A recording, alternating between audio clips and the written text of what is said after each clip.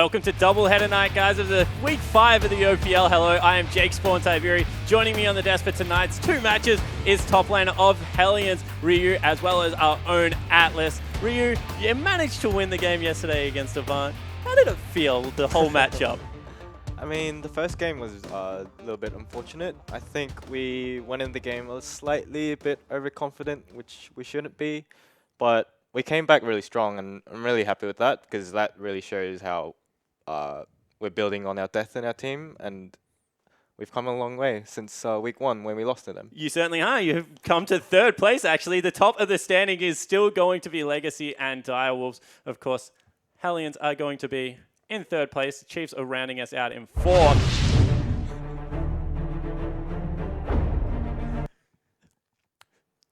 Hellions are in fourth.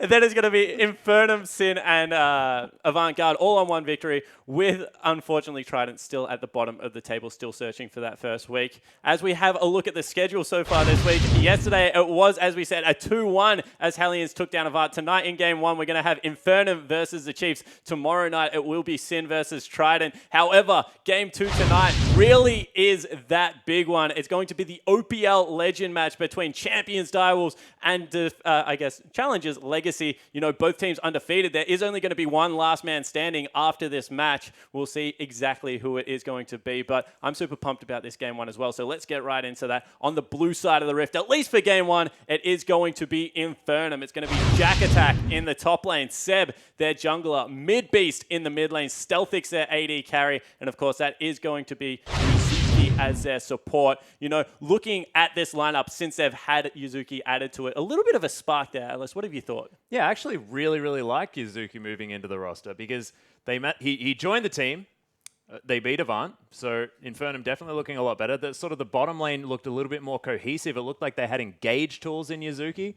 Then they came up against Legacy, and it looks like things all sort of fell apart, and they had a whole lot of their old mistakes creeping back in. Yeah, they certainly did, and they need to fix those because tonight they're going to be up against defending OPL champions, the Chiefs. It is going to be Swiper in the top lane, Spooks their jungler, Cheese in the mid lane, and Radiant and Ejim their bottom lane. Ryu, I want to come to you on this one. You're currently sitting above the Chiefs on the ladder. You're third, they're fourth. Do you feel like you've had a better start to the season? Where are the Chiefs at the moment? I mean, we are there for a reason.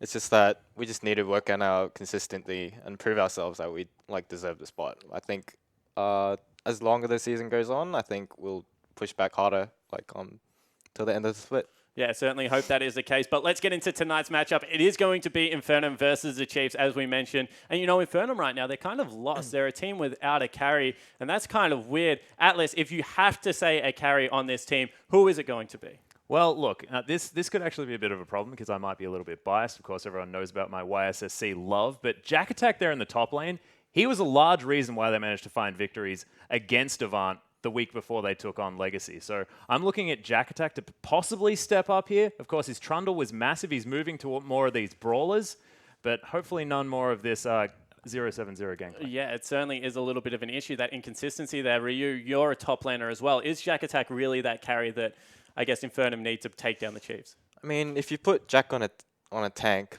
he's gonna be always really consistent. You can bank on him. But I think if you want to take out a series, a game, someone else needs to really step up, either the mid laner or their AD carry. Otherwise, I think they just have to draft really well, a really good team fighting composition, so they can utilize their tank player really well. Yeah, it certainly looks to be the case. I mean, you have someone that excels on the likes of Trundle, excels on the likes of Malphite. Maybe it is in the team fighting phase that they can take over. Yeah, and I mean, they can get to that team fighting phase as well. They can utilize Seb. The fact that he's managed to transition really well, his money, I guess, into his team, he's able to at least navigate the early game really well. They could possibly get to that team fighting phase a little bit earlier using him and his strength. Yeah, and you know, across the other side of the rift, we do have the Chiefs, as I said, defending champions, but they've looked a little bit shaky of late, Atlas, and you know, this isn't a team that we're expecting to see these mid-game errors from. Yeah, and this is the interesting part as well, because they boot camped really heavily after that loss against the Direwolves. That shook up the team, but then we came into the matchup versus Avant. 3-game series really got drawn out for a long time, and the Chiefs didn't look like their consistent selves. We'll see whether they can fix that tonight in this game against Infernum. Yeah, I know that you think that they may be losing a little bit of cohesion in this current starting 5 lineup. Yeah, I think it's mostly due to Swiffer not being there. I mean, he was that bridge between in the mid game where he was able to make plays and shot call. Like the shot calling's still there on their team. It's just their team just isn't as cohesive as before, and that really hinders their ability to like make proactive plays, especially when they're behind. So that's my problem, though. You've still got Spooks and Swiper. They're a very dynamic duo on the top side of the map. They've added Cheese, who is a good player. They've still got a very good bottom lane. Is it really all just the Swiffer effect, or is there something a little bit else missing there? Because surely Swiper and Spooks should be able to step up in these games. I mean, they do, like, Swiper and Spooks is probably one of the best, like, top jungle duos in the league at the moment, like, since last year. But I think, I don't know, because I don't play on their team, but I definitely think something's missing. But they still have, like, the most consistent bot lane they can always bank on and, like, rely on. So as long as they win, they get Swiper to be that bridge during the early mid game to get them through, their bot lane can take over like late game. Yeah, it certainly does reflect that if the Chiefs are ahead, they manage to stay that way. I know another area of the map, you know, Ryu just hit on it. The fact that the AD carry duo down the bottom lane is still so goddamn good from the Chiefs. Atlas is really playing into their hands. Yeah, most certainly is. And of course, Stealthic's there, sort of known for his massive KDAs that he manages to pick up. Of course, still only sitting on a 5.9 at the moment, but Radio's on a 4.7. Theoretically, you look at these sort of hard stats, it looks like Stealthic's might be better. But if you have a look at how much damage Radio does with the gold that he's given, it's just ridiculous. It's a factor of about 180% of damage per the amount of gold that he gathers in comparison to 130% from Stealthic. So Radier, that's the top in the league, by the way. This guy just does so much with the money that he gets. Still a world-class player. Yeah, he certainly is, and he's going to need to step up because the Chiefs are ready to get onto Summoner's Rift. I'm certainly hoping that Infernum is ready for them. I know that Pastry Time and Rusty are ready, so let's get into Game 1. Certainly are ready. It's going to be a big night of OPL here. My name is Julian Pastry Time Card. Joining me is Zach Rusty Pie. We're going to get ourselves into Champs League for Infernum versus Chiefs game number 1. We absolutely are, and this is a big moment for the Chiefs, having to go to 3 games against Avant-Garde, who are looking a little bit rough around the edges, especially all these roster swaps and just confusion between them. The fact that they could take the Chiefs to 3 games is a dangerous prospect moving forward. Infernum probably a similar spot to AV. Yep, you have to think so. We'll see if they can get a surprise win in at least 1 game, perhaps even 2, but we are here in Champs League for game number 1. Infernum on the blue side, Chiefs over on the red for game 1, and Fiora actually the first ban. Swiper played it 3 times in that last series. Get it out of there. Absolutely getting a respect ban. Of course, it wasn't overwhelming in his strength. He was fighting a Trundle constantly, and they just stayed top lane. But eventually, the Fiora does come out ahead, and we know Jack Attack's a Trundle player. Pretty good to take that away. Yep, I like the choice there. Is Corki actually the ban from the Chiefs? We have Callista also banned by Infernum now as well. So 2 AD carries in different lanes sometimes, but going to get taken off here as well. Yeah, the duo possibility, I guess, of the Corki. Just AD carries everywhere, and it's been banned. He's getting banned again, so this time a jungle AD carry going to get taken out there as well. So Infernum deciding on their last few picks, but starting to see a lot of the standard picks maybe slip through here. Absolutely. We're starting to see the rise, something that needs to be considered. I'd say the Chiefs in particular have a strategy against it. We've seen that proven. So Infernum, it could be left up as a bait for them to pick. Yeah. I hope that they don't fall for the bait because they've seen it work once. Still a strong champion that needs to be addressed, though. We've got Gangplank banned, speaking of strong champions. So Chiefs, are they going to ban away the rise? Do they ban Lulu, who's been the other popular one? Or do they go for another 80 carry, perhaps? We'll have to find out. Only 2 seconds left for the Chiefs to decide. Waiting. It's Alistar, actually. So that's kind of a surprising last support ban there. It is a surprising ban, but Alistar is just an overwhelmingly strong support at the moment, so don't blame them to get that off Yuzuki. Yep, makes sense. Again, taking it away from Yuzuki. Ejim doesn't want to give it away. He would play it if he got options to, but Lulu, the first pick instantly for Infernum. They know exactly what they want to do. Lulu, no reason not to pick the Lulu. You can flex it to top lane, but Jack, he does like to play tank champion, so would be very, very confused if they put that into the top lane. So most likely mid-beast going to be picking that, and almost limits their drafting because they've shown their mid lane already. Yeah, this is the issue. When you can't flex these powerful picks, you can run into problems in the draft, but Nautilus Poppy are actually the selections there for Chiefs. Kind of looks like top lane support, but those 2 champions can do a lot of different things. They definitely can. The question is, where do they want to put them? Poppy started as a support in EU and moved towards top lane, especially through the LPL, starting to show some prominence there. And it also oozes into other regions. So the OPL in particular, Poppy would have to wager is much more beneficial in the top lane.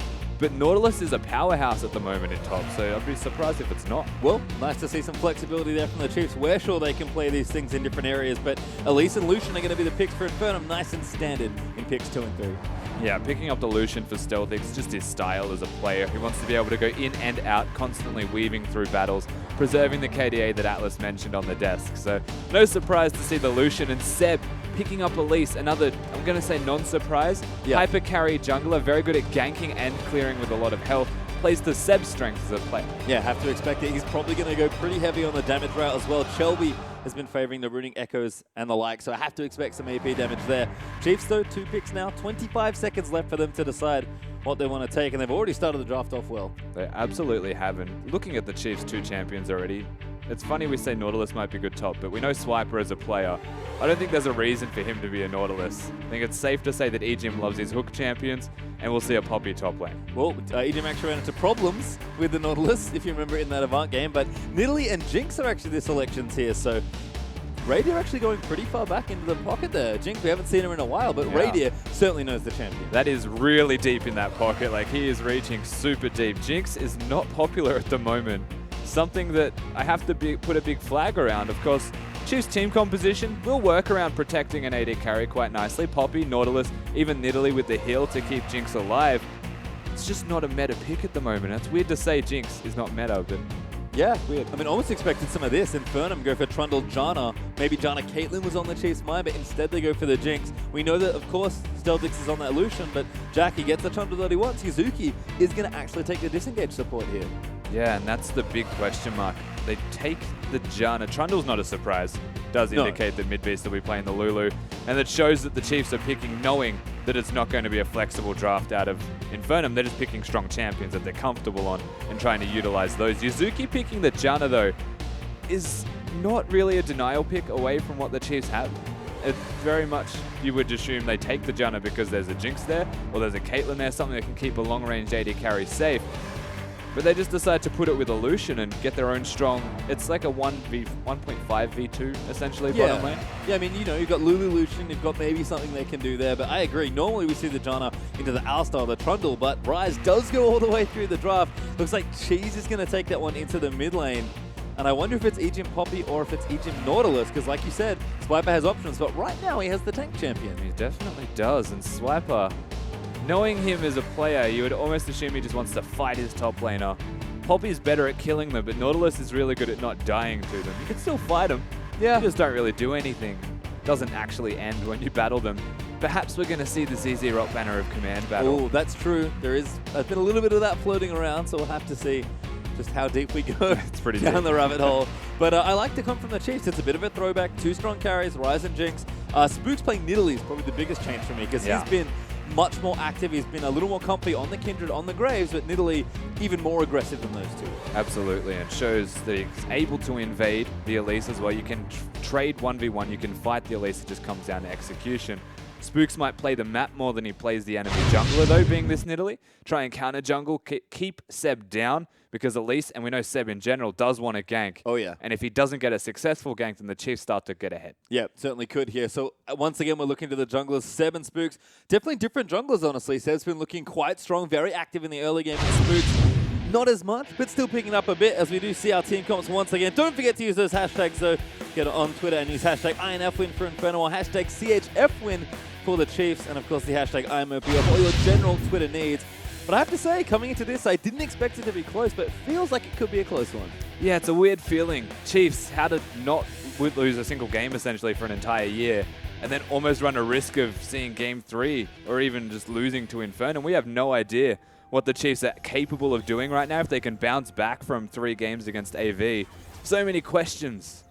No answers yet. Well, we're going to get some here, at least as we get onto the riff for game number 1. Infernum over on that blue side with Chiefs hanging out on the red here for our first one. Infernum all grouped up. Going to go slam straight through the jungle and get that vision down. They got plenty of good level 1 champions here, and you can see that vision going down like, just going to miss clearing that trinket ward. You can see Chiefs responding with some defensive vision both in this side of their jungle and in that bottom left-hand corner as well. So could be a lane swap situation, but right now just some deep vision being set up on either side. Yeah, the standard response from the Chiefs, they see Infernum brute forcing their way in and get some vision in response, showing they know exactly how to react to it. But most importantly, Jinx is really good at taking down turrets. Doesn't mean that a Janna Lucian is by any means weak at doing so, but there is a small inkling you would have to imagine that Rayday wants to lane swap to get his team ahead with the macro play and keep Infernum down. Yeah, and that's something that we know the Chiefs have perfected pretty much. They did it forever when that was more in vogue. So definitely a team that can execute if they want to. But right now it seems that we are going to get standard looking lanes. Jack Attack and Seb off to the blue side of their jungle are going to be spotted by a ward that the Chiefs put down. So they'll know what's happening, but too late to initiate that lane swap. So we are going to have things nice and normal for the time being. Yep, standard lanes, and Cheese is something that I do want to touch on very quickly. Actually playing Rise in the middle lane. Knows that he was against a control mage, and they're able to pick it on their last rotation, knowing that Swiper can counter it with Olaf, so Jack can't play it. I'm personally maybe more surprised he has teleport, because you can't really make Cheese plays with teleport nearly as much as you can with the Ignite, but I think he'll surprise you, honestly. I'm waiting for it, don't you worry. But right now, he's just going to farm up, get strong, and we've seen what Rise can do once he gets online. It's down the bottom side, Egypt flying in onto Yuzuki with a mass amount of damage. Ignite is down. Radiant not in position to try and clean it out. The Zap will land. Radiant does not overcommit for the kill, though. Great trade from the Chiefs. Yeah, the Chiefs hit that level 2 power point, and they just go straight in Poppy. There is no way to out-trade a Poppy at level 2, especially only having the Janna shield available, so not even disengage for Infernum, and they get completely out-traded early. Yeah, it's the Chiefs classic there. Hit level 2 first and go straight for it. This bottom lane still been showing that consistent strength, despite maybe the hiccups that the Chiefs have had. So off to a good start, Radiant and Egypt. Radiant definitely on a champion he knows what to do with, but we'll see how Stealthix and Yuzuki do respond as the lane continues. As we check back in now with the mid lane. Mid-beast still keeping it up at Cheese. Holding that passive, he should be just fine here. This is a pretty curious matchup, but I'm expecting mostly just a lot of heavy farming. Absolutely. Mid lane should be heavy farming, as Seb's about to say hi to Spooks, but Scuttle's already gone. Cocoon will miss there as well. Spooks maybe going to chuck a spear here, but just going to, again, get that vision down, keep up the pressure, and like you said, doesn't need to get too aggressive. Can just make sure he keeps tabs on Seb and keeps him out of their side of the map. Yeah, absolutely. Just play the map and try and prevent Seb from ganking. You would consider that a net win for Nidalee as she starts to scale up with her offensive items.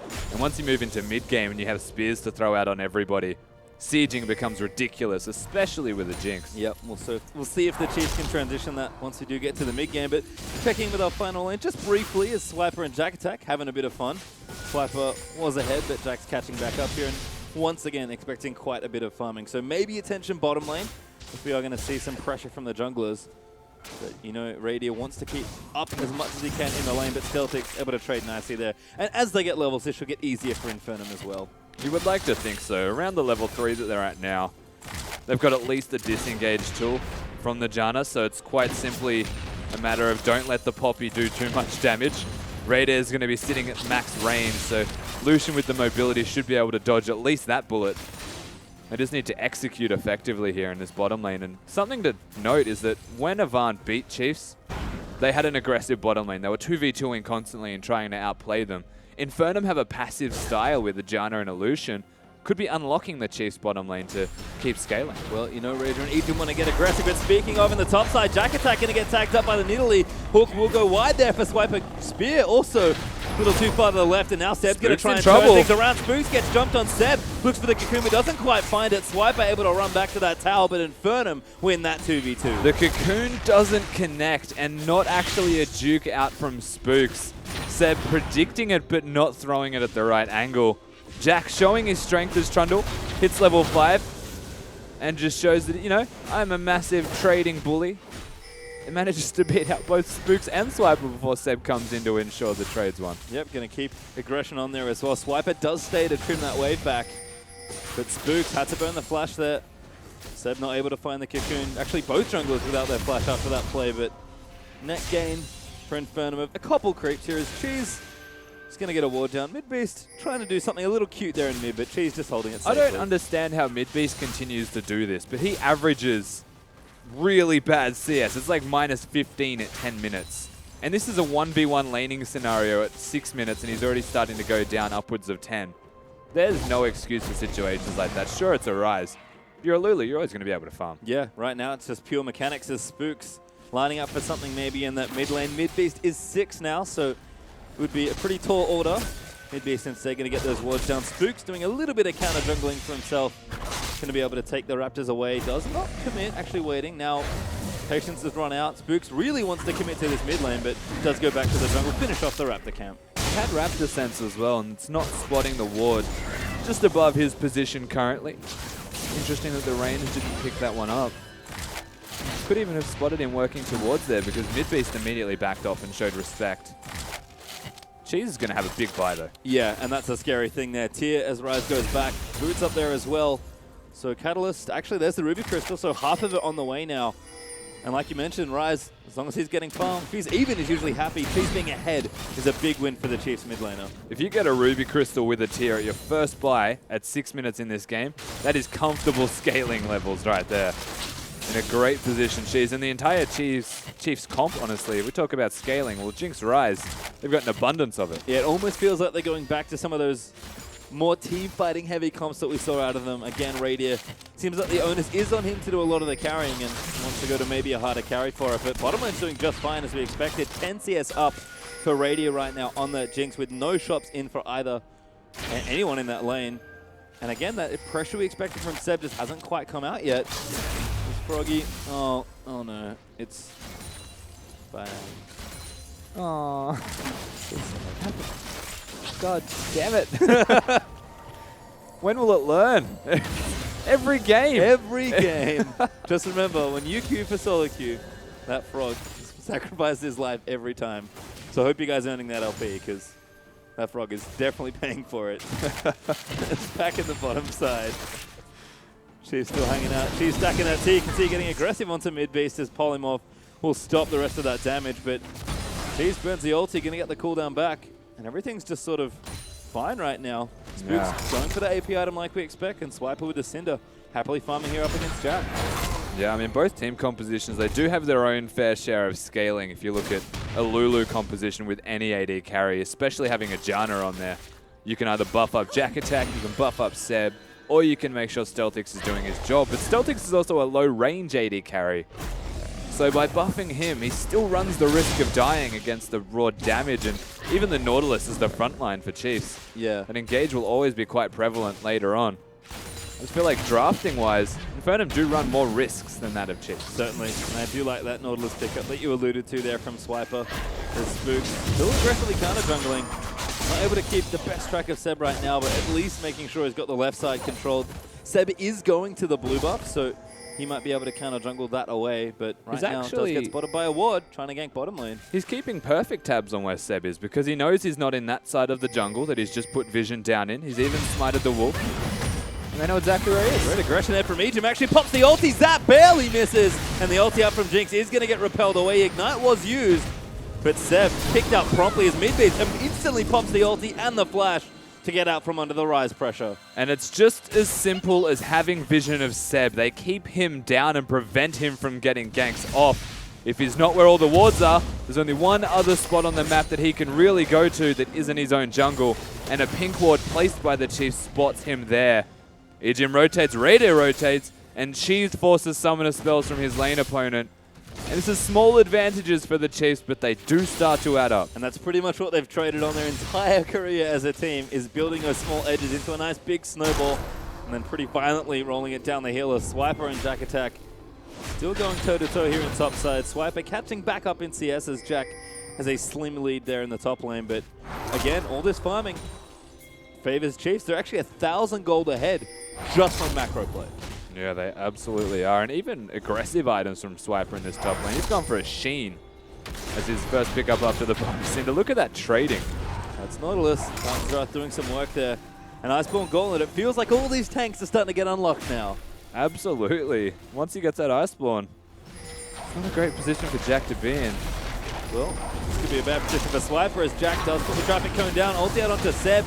Gonna move him out of the way. Spooks is here, but Jack is really putting the hurt on Seb, though. Gonna eat a huge bit of damage, and first blood goes to Spooks, as now Jack's in a 1v2 situation. Nautilus gonna look for that lockdown. Spooks has hunted him. He's gonna leap in for it. Takedown, looks there, pounce again. Double kill for Spooks. A completed Runic Echoes is massive as Mid-Beast. Yeah, Cheese going in again. Mid-Beast has the ulti, but Cheese gonna keep him locked down. Kicks him straight out of mid lane. And this is clinical from the Chiefs. Look at Spooks after a double. Just goes straight into the jungle, prevents any further minions out of Seb, and just controlling the entire map. We said it in Champion Select. Seb, he plays for the ganks, but Spooks plays the map. And right now he knows exactly where Seb is going to be. He's here in time. And the fact that that spear connected makes it just clockwork here for the Chiefs. The second kill follows naturally as they continue to get the hunted passive. Spooks having that Runic Echoes completed, a big deal in getting that double. And a great counter gank there in top lane. Does net the Chiefs the first 2 kills of the game. Swiper now with 2 assists off to a nice lead. Spooks actually got both kills with the double, so we'll see what he can do with that big burst of gold. Set cooldown boots and a null magic mantle so far. We'll see how aggressive he wants to get with the item builders. Yuzuki eats a bunch of traps, but Stealthic's there to protect him. Already chucking rockets in. Yuzuki trying to clear that pink, but trying to clear that ward. Does clear it. Seb's going to spot the ward, force the Chiefs bottom lane to stymie some of that aggression. Well, it's the entire Sightstone and a Jinx Trinket that just died in that bush. Chiefs are really wanting to get vision, but now that they couldn't establish it, they don't know where Seb is. Look at Spooks rotating immediately. It was again Seb, forced to repel out. Good little juke there. Does move back over Regime to get himself to safety. Spooks, though, more than happy to pick fights. He is so strong right now. Absolutely unrelenting pressure will come out of Spooks right now. Being 2-0, having the item advantage, even the item decision making rather out of Seb, opting towards Boots of Swiftness before finishing his item. Dangerous stuff, and it didn't pay off. Good hook from Swiper there in the top lane, but Jack Attack does use the ulti. Pretty hard to kill. Yeah. The old Trundle. And he's got their Tiamat now as well, so lane should only get better from here, but Swiper's going to get tankier as well. And the Chiefs are starting to play much more together around this map. 13 minutes in already, and they're picking up the paces. Bottom lane gank there is onto Ejim. He's going to pop the W, channels out the ulti to move them out. Radiant does eat quite a few shots of the culling, but Seb unsuccessful in that kill. Pretty much the entire culling in Raider's face is, here goes Spooks one more time. So fast there. Jack Attack does get tagged again. He's going to chase him down. They know he doesn't have the ultimate, as Jack's just going to keep eating spears. It's a little too far to chase, but Spooks might be able to get some pressure on that tower, as meanwhile back at the Dragon, Infernum are able to take the first one away for themselves. Infernum do get a positive trade for this, but that tower in the top lane might not be long for this world. They could force Jack Attack's teleport, or they will be able to put a lot of damage on it. And this is honestly an entirely different Chiefs side, and it's on the back of Spooks, showing he's got this aggression that he can control the map, and it's a macro play out of the jungler from the Chiefs, keeping Infernum down. Yeah, that's what it is. It's not over-aggression from Spooks that he may have gone to a bit when he played the Graves. It's very calculated, still strong map play from Spooks, which you come to expect, but aggression when he needs to. It's calculated from the Chiefs jungler. I'm going to move on to the Rift Herald now, as Spooks has really been the star of the show 14 minutes in. He just makes good decisions. Honestly, it's just that simple. Every decision he's made has been the right one. Whether it's to counter gank, whether it's to steal the jungle. Just constantly the smart play here from the Chiefs jungler, and it's very impressive. Well, it's netted them a pretty nice little lead actually early on. The bottom lane doing well, likely expected, as Runan's Hurricane first is apparently the selection there for Radiant. But 4,000 gold up already with a tower to boot and those 2 kills. The Chiefs up to a roaring early game. Yeah, we're starting to see a lot more Runan's Hurricane Jinx as the first item. You should get the BF sword first though, otherwise it's not going to be that efficient. Raiders wave clear is going to be pretty big. Doesn't need to use the rocket form if he doesn't want to, but you wave clear even more with the rockets, and you can actually trade quite nicely whilst controlling the wave. Yep, that crit on the item, pretty nice. Yeah, that's right. As you can see, Radiant with that BF sword like you mentioned, so is going that expected build. I have to think Infinity Edge will follow soon enough. But SM3 are done for Stealthix, as well as Cheese goes ahead and picks up the blue buff. But he's got that Rotovators already completed, by the way. It's starting to tick up now. 15 minutes in, Cheese is starting to scale real fast. Absolutely. To have Boots of Swiftness and a tier with that rod, 15. Very good timing and a lot of farm, I will say, on Cheese right now. It's pretty ridiculous. Yeah, it's 40 CS ahead of Mid-Beast there in the lane. So Seb down the bottom side trying to wait patiently, but Spook's now coming in for a 3v3. And Infernum, no, they can't win that. Yeah, you might call that patient. I call it foolishly Whoa, patient. Ejin, maybe a little too much. Does use the ulti onto Stealthix, but get knocked back by the Monsoon. Stealthix able to pick it up, but Mizuki gets tagged. He gets blown up by Radio. His teleport is going to come in down for Swiper. Stealthix has to duke it out as Cheese kills Midbeast off the other side. That's another kill there. A double for Radio, making a triple as they go crazy in the bottom lane. Radiant getting 3 kills and a red buff. They're going to be able to secure objectives off the back of this. A Rift Herald to boost them up. And the Chiefs, it just doesn't end across the board. Even the teleport, the only thing that gets cancelled in that fight, you'd have to assume by Jack Attack. We're going to see Cheese. No, we're not. Yeah, Swiper busy in the top side. 1v1 battle again. Solo lane's looking good for the Chiefs. Swiper flashes in for the auto, takes down Jack Attack. A Nautilus killing a Trundle is a sight to behold. That is for sure. Chiefs in every single lane win the 1v1. Good by My God. Yuzuki. Tornado's not enough. Spooks his 3rd kill of the game. This is just a massacre now. The Chiefs, they just turn it on. We are going to see the replay of Chiefs taking out Midbeast. Just, you know, lock him down. Turns the key. Nothing. Why you bet Rise is Zed now going to get slammed into the wall. Ejim puts one on the scoreboard there with his 1st kill of the game. Chiefs, they have declared that the enemy jungle is their jungle, and pretty much 90% of the map is now their territory. Not only are they getting kills, they're securing the map, and they're not done. Midbeast no flash. Ejin goes in for it. She's going to jump through. Spooks gets it in there. Wild Growth's not enough. Spooks kill number 4 as the Chiefs ram down mid lane 5 strong. And this is absolutely brutal right now for Infernum to deal with. 1-10 is the score. And look at the gold lead at 17 minutes. With 10,000 gold up already for the Chiefs. Make it more as they take their 5th turret of the game. And they have so much gold to spend, it's untrue. Yeah, it's just unfair. That's what it is. Seb tries to go into his jungle. He dies. Yuzuki tries to ward his own jungle. He dies. Midbeast returns to mid lane. He then dies. Every single thing that Infernum are doing is monitored. I just saw inventories explode in the bottom right-hand corner. Just to recap, Gauntlet now done for Swiper. Upgraded boots done for Swiper. Gold values massive across the board. Look at the jungle. 3,000 plus gold up for Spooks. That's almost the most gold in the game on the jungle position. 4-0 and 4. And about 4,000 gold ahead. It's an entire Rod of Ages. And a blasting wand is the difference. Yep, and we've got the staff now for Cheese, so Arcado's going to start stacking up. Infinity Edge, done! Almost flat out just from that BF there for Radiant. And even Ejim completes Face of the Mountain as they steal Infernum's blue buff. That's not even a steal, that's just robbery. Straight up mug the blue buff away. Yeah, it's their blue, man. If Infernum took that, they were stealing it. That's the point that it's hit in this game.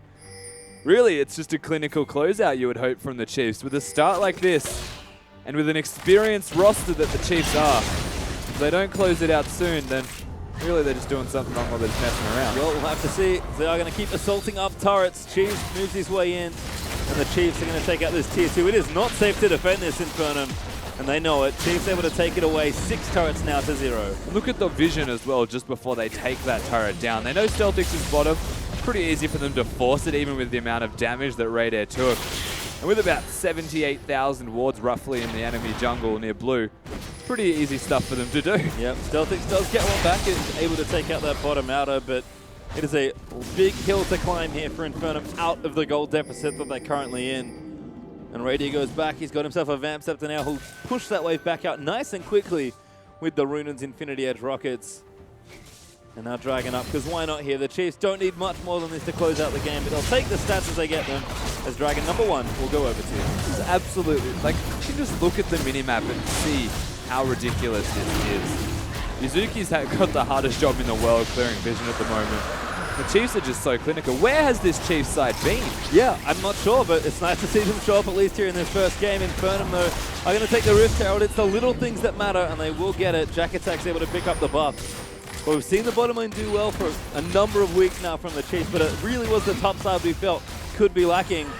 Happy to report, top side of the map looking real good right now, and it has started with Spooks. Yep, absolutely. I'm going to say this game is almost 100% on the back of Spooks, and so far, so good. What a performance from him. Has 3 items. Yeah, he's a pretty large jungle Nidalee. 4-0-4, 3 items, 30 CS ahead of his jungle opponent, Seb. And with the Seraphs charged up now for Cheese, with Radier having plenty of items at 20 minutes in. Why not 2 Baron at 20 minutes, really?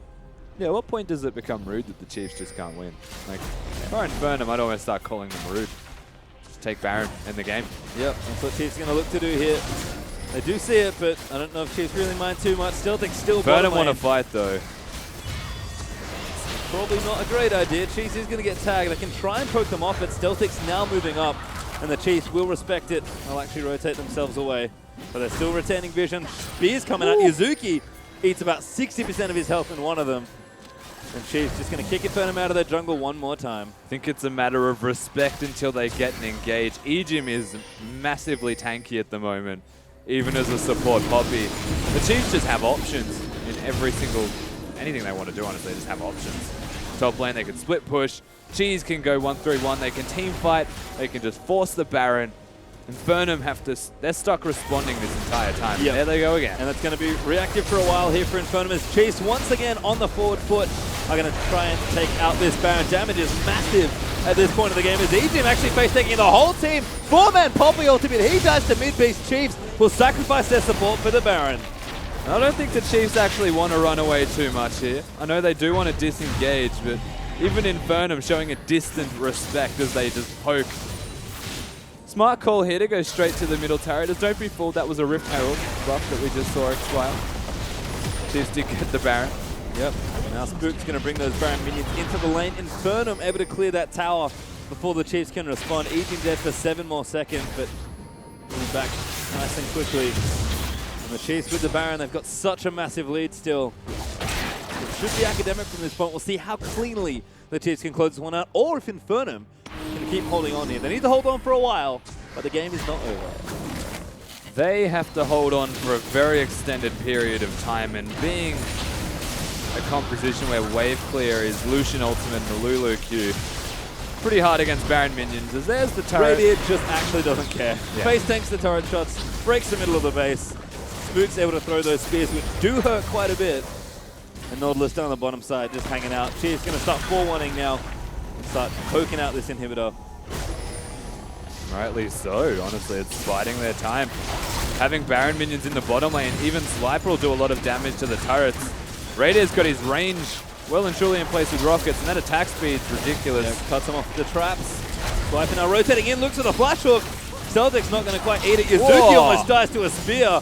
But Chiefs do get what they came for as they take out mid-inhib. Yeah, and straight away they can just go back towards that bottom lane. They've got sustain with Nidalee heals.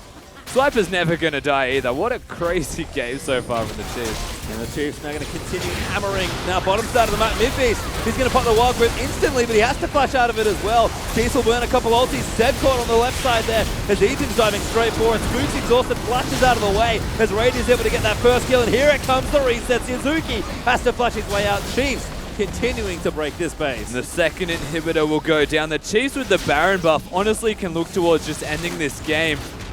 Extend the gold lead as much as they'd like if they work towards top. There's another minion stack crashes. What a clear-cut and surgical game. Yeah, they'll even take the last few structures here just to make sure that nothing can go wrong. For the Chiefs, a mountain of gold ahead here of Infernum. And a quick, swift win here by the looks of things. Mid-beast goes in as Ejim just drives straight in for it. But Radiant's busy taking turrets. Jack melts on the front line as the Chiefs just have too much power. Cheese locked up, but he pops the Ceres, and Chiefs will come in to clean up what they can. Seb, he's trying to get a couple kills back, but Radiant's busy finishing the job. Nexus will die, and the Chiefs very swiftly take game number 1. Ejim, the dirty feeder in this Chiefs game. All 3 deaths with the support role. Of course, he was sacrificing himself for his team, but what a game 1 out of the Chiefs. And we questioned them coming in. We didn't know how they were going to perform. And 1 game into this best of 3, well, I think we know how they're going to go. Well, looking good there across the rip, but let's get our opinions from the experts as we pop back over to the analyst desk. Thank you so much, guys. And you said it right there. What a performance out of the Chiefs. I almost feel like we missed a week and that was their boot camp week because they looked really, really impressive there. As always, though, I want to take it back to the beginning of the game because I feel like they have changed something. Let's go to the draft phase. And Italy pick up Ryu. Were you expecting it? Like, what the heck's going on with that?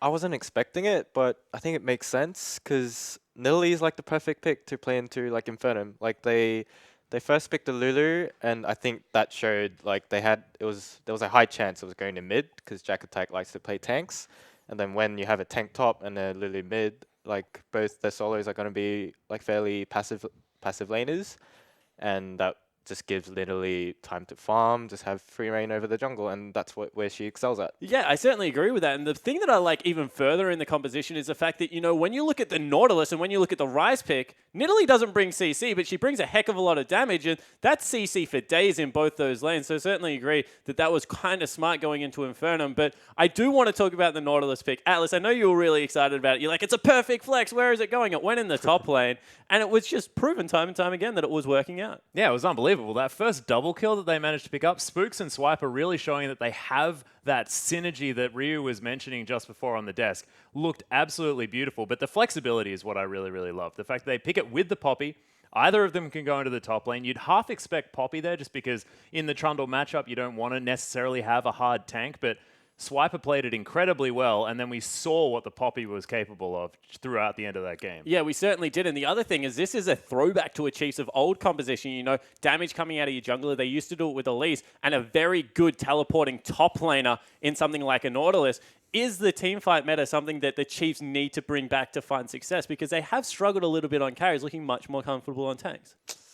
I'm not entirely sure of where the meta is at the moment. I mean, I didn't expect the Poppy support either, but looking back, like the first two picks, the Chiefs just got all the tools they need, like all the CC they needed from just those two picks. So after that, it was just a matter of like meshing the damage and team comp together, which turned out good. Yeah, it certainly did. They were able to get it done. On the other side of the Rift, however, have to look at Infernum's draft and how they played out the game. We already mentioned that we didn't know who was really going to carry, and a Lulu pick. We have mixed opinions on this. Atlas, I'm going to give you a chance to state your case first, because I know you're a passionate man. Lulu in the mid lane for mid beast. Okay, theoretically, I like it, right? Because they pick it. Ryu just said that they've got to play for comp. Lulu, fantastic at trying to build up an AD carry, can make a tank even tankier. If, you know, they wanted to get the Trundle into the backline, that makes a lot of sense. They've got the Janna there for the shields as well. Theoretically, as far as cohesion is concerned, in that 5v5 situation, it is going to work out. Plus, you can neutralize a lane, and mid-base probably not going to be as preyed upon. What are your thoughts, Ryu? What did you like the Lulu pick? Theoretically, it makes sense. Like I just said, like Lulu is like a very good comp pick, but however, Lulu does need some sort of like other carry to synergize with. So I think that's where they like in their team comp. Yeah, they just missed the other half of it. You know, you have to give the damage to someone. Turns out they couldn't get there, and it was only a 24-minute victory. With that, guys, we are going to actually listen into the Chiefs as they were able to pick that one up, but we do have game 2 just around the corner. Don't go anywhere. Yeah, I can't stop the moment. Can't stop the moment. I'm going. Yeah, wishing. You still have rockets. I can flash. Oh, I killed Lulu. I'm coming down now. Good job. Nice. Do I need to come down? Well done. Good job.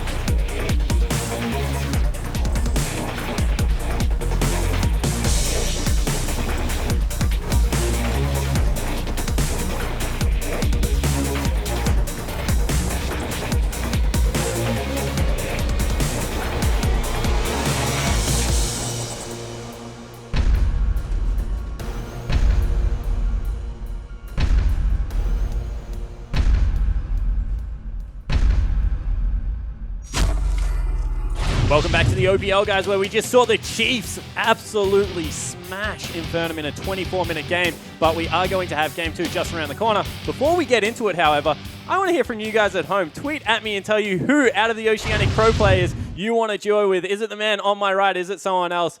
Tell me why as well. Tweet at lol_Oceania. Use that hashtag IamOPL. Most creative entry will win a month free of Red Bull, so make sure you submit those entries. Coming to you guys on the desk really quickly. You know, Atlas, yesterday you cheated. You gave me a person that's no longer a pro player. Who are you duoing with? That's not cheating. He was a pro player in the OPL. It's a current pro player. Okay, current pro player, I am now put completely on the spot. It was most definitely Christmas trees. I'm sort of going down my list now of players that were in teams that weren't necessarily performing super well, but I thought were adorable. And I guess YSSC is there, so I'm going to go with Jack Attack. You're going to go with Jack Attack, the man in the top lane, that tank player. Coming to you as well, Ryu, because obviously you duo queue with a lot of pro players. If you could duo queue with a caster, who would it be?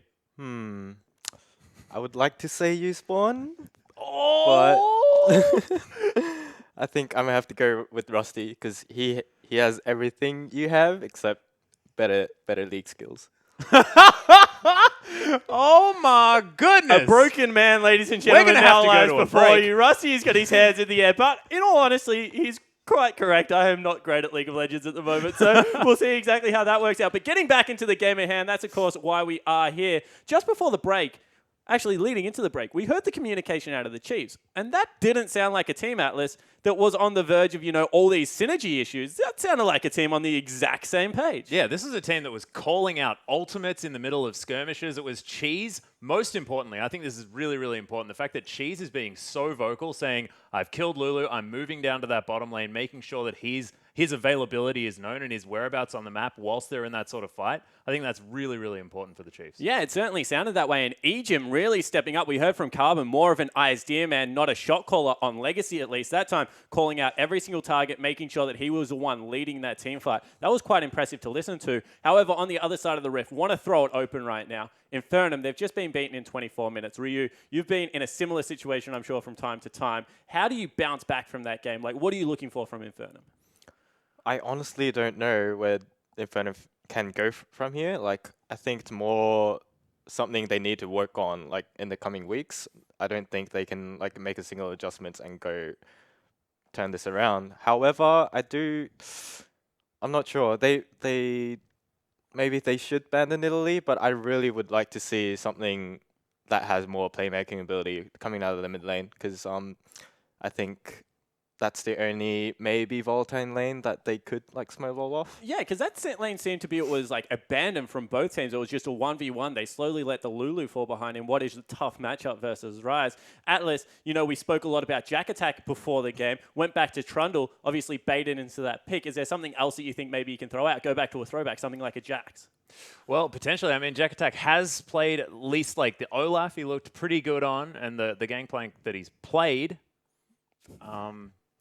that didn't look quite as good. But the Trundle has definitely been able to carry in the past, just didn't quite work this game. I'm not actually looking at Jack Attack, though, as far as like carrying this team at this stage, because Seb needs to be unlocked. They cannot deal with this early jungle pressure if Seb can't get around the map. And the Chiefs just had eyes on him the whole time. They need to free him somehow. Yeah, and talking about a man that was unlocked, Spooks went absolutely nuts, at least in that early game, able to carry it through and transition well. We've already discussed how good the pick is into two neutral lanes, something like a Trundle as well as a Lulu. Let's break that down a little bit further. Is this a champion that Spooks picked up, or is this a playstyle thing? Because we've always said Spooks, more of a vision control jungler, likes to get around the map. It can't be all the Nidalee. Surely that's a mindset adjustment as well. Yeah, well, potentially. I don't know. I'm just really, really scared for Infernum here just because Spooks has looked so powerful. Do you think it is going to be coming out of the jungle, Ryu? I personally just don't know. I honestly don't know either. Maybe you put Seb on something like the Nidalee and have lanes that are self-sufficient and get leads like through farming through the jungle. Maybe you put him on the stronger jungler and maybe you get somewhere. Well, they certainly need to try something, guys. The guys next to me are speechless. Once again, I want to hear from you at home. Tweet at me. Use that hashtag IamOPL. But the teams are ready to get into Game 2. Will Chiefs close it out? Will Infernum hit back? I don't know. These guys, Rusty and Pastry Time, are going to let you know. We certainly are not out of words just yet. It is a doubleheader, so we have plenty of games to go. But wow, what a statement from the Chiefs there in that first game, Rusty. Absolutely. The biggest foot has just been stamped down on this best-of-3 series. Only one game in, and it feels like they're 10-0 up somehow. Just a clinical game across the board. I do want to quickly touch on the desk. They said, what does the Nidalee mean to Spooks? Well, I can tell you that he's a massive fan of Crash from the LCK and has been studying him endlessly. So that's where the Nidalee came from. It is a mindset adjustment just as much as the champion because he's trying to actually just be Crash. Well, we'll see if Spook can do it once again, as he did have a stellar game at number 1. But we have swap sides. Chiefs over on the blue, Infernum now on the red. Corky Graves banned out from the Chiefs. Fiora banned once again by Infernum, so sticking to what they know from game 1 at least. Yeah, and I guess the question does have to be arisen of, do they ban the Nidalee? Do they actually take it off the board? It was kind of a big deal. I think they might want to address that. The Corky and Graves standard bans, I like that they're being taken away. Chiefs being first pick as well. They don't have to pick their Ryze early. They've shown they can beat it. They've shown they can beat lots of champions now, especially even the Lulu away from Infernum. So lots of options, and I mean, Infernum don't have many. No, and that's always good for a team when you have options, and not good when you don't. Oh, but yeah. Trundle banned away from Jack Attack. Kalista banned as well away from Radius, so he's not going to get that champion one more time. Infernum now with one final ban to make. 10 seconds left, and they do have to ban the Ryze. Absolutely, they have to ban that champion. Gangplank is available. Of course, not always the most ideal pick.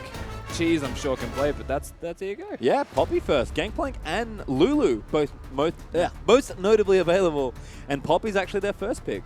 Yeah, and it comes with the strategies against it. If Infernum pick the Lulu, very obvious that they're going to put it mid lane. Jack Attack doesn't play that champion. Cheese don't need to early pick if they can look to even get a counter in a solo lane by forcing Infernum to pick their solo lane champions that they're most comfortable with. I want Midbeast personally to revert back to something like Ahri, something that can assassinate people. He's got games as Quinn in his match history. Hell, play Quinn. Yeah, just do something, get proactive. I agree with you, because Cheese just had a run of that lane by the end of it. Got the solo kill in transition coming down from that bottom lane, just dominated the lane in CS. And Cheese, he's a tough laner to play against. Midbeast might need to take the fight a bit more to him. Absolutely. At least play the Lulu more aggressively, as it is going to be locked in by Infernum. They have it again. I have to think it's probably mid as well, but Lulu, Alistar, a good combination. But you have to think Cheese already has a plan, even with the Ryze banned away. Absolutely, and this to me, even having the Alistar, they may not be able to pick the Janna-Caitlyn combo. I think they should still go for something like the Caitlyn, like the Jinx we saw from the Chiefs in the last game. Get some range and work around your late game scaling team composition. Either that, or you commit all in on early game and just try and stop the Chiefs from snowballing like they did the first time around. Well, I think we've seen a lot of early to mid-game strength from teams give them wins over the Chiefs, so maybe that is where Infernum wants to go. Not sure they're the most comfortable with that style, a bit more of a late-game team, but I guess we'll have to find out. 15 seconds for the Chiefs to decide on their picks 2 and 3. Yeah, lots of options available. You could even just go for your support and top lane, maybe. Of course, we don't know where the Poppy's going again. Knows. Just flex it all, get your bottom lane. All right, so they are actually going to take the Lucian. That should complete Lucian Poppy as their bottom lane. And Nautilus again, probably for Swiper, unless Cheese has been really cooking up something crazy, which hopefully he hasn't. I hope so, personally. Yeah, okay. I guess I want him to do it, but I believe the Chiefs are trying to strip some of the wackier tendencies from Chiefs as he does transition into more of a Chiefs player, but strong picks here from Chiefs nonetheless. Yep. They've got good picks, of course. You have to assume that it's going to continue to be Nautilus top lane from Swiper. They can still flex that depending on what Infernum go towards. If they lock in a mid lane champion, then might be the Lulu top lane. Jack Attack might not be comfortable on that, and you can pick something with more damage like the Poppy and swap it around and try and get him uncomfortable. Yeah, I think no matter what happens, the Chiefs definitely benefiting from some flexibility here. Nidalee, though, is the pickup. Seb's definitely a Nidalee player, and it is that Caitlyn. Good call there from Stealthix. Yeah, they needed something with a bit more range. The Lucian didn't quite cut it. I think Stealthix might have defaulted to the Lucian if it weren't picked away from him, to be fair, and does go back with Kalista gone and Corky gone to the Caitlyn, something that he is quite proficient on, has played a lot of games as, definitely in his match history. Stealthix, pretty scary bottom lane once he gets going. Yeah, and I think that's sort of the Stealthix thing. He's, a more of a passive laner. We know the Chiefs duo like to get aggressive there in that bottom lane, but once Stealthix gets going, he stands in good spots. He does do good damage, but needs to be enabled, I guess. I am excited for Seb. I want to see what he can do with this Nidalee, but you have to think if Spooks has been playing it a lot, he knows how to counter it as well. Absolutely. Kindred Spooks, Victor. there you go. He's got tricks up his sleeve. Kindred didn't really work for them last time around. No. Chiefs, but it does do a lot of damage. It's very good at denying invades as well. And it is quite heavily around the jungle control. You do need to make sure you get your camps. You're at least not dying to the pressure that Italy puts down. So a lot of awareness of where the opposition is vital to this laning phase. And kind of what he did in the first game was Italy, just a different style. Yeah, I think similar enough champions that Spooks can have a similar plan. But I actually liked his Kindred last time he played it. Yes, he didn't win, but I think he played quite well that game. He definitely did. He was the only one getting kills, I believe, across the entire team. Wasn't Spooks' fault when they lost that, so I will give him some credit there. Spooks, after that first game, wouldn't be surprised if he puts on his carry pants again and goes off one more time. And that's a finished team composition from the Chiefs. And that's a very standard team fighting composition. Yep, again, back to basics kind of for the Chiefs. Want to play more team fight. Jack does go to the Gnar. So good team fight on the Infernum side here as well. But I think once again, we have to look at that jungle matchup. Is it Seb or Spooks that gets their team ahead early? Yeah, exactly. Seb, he's got a lot more capabilities, I will say, this time around to at least clear the jungle insanely fast as you do with Nidalee.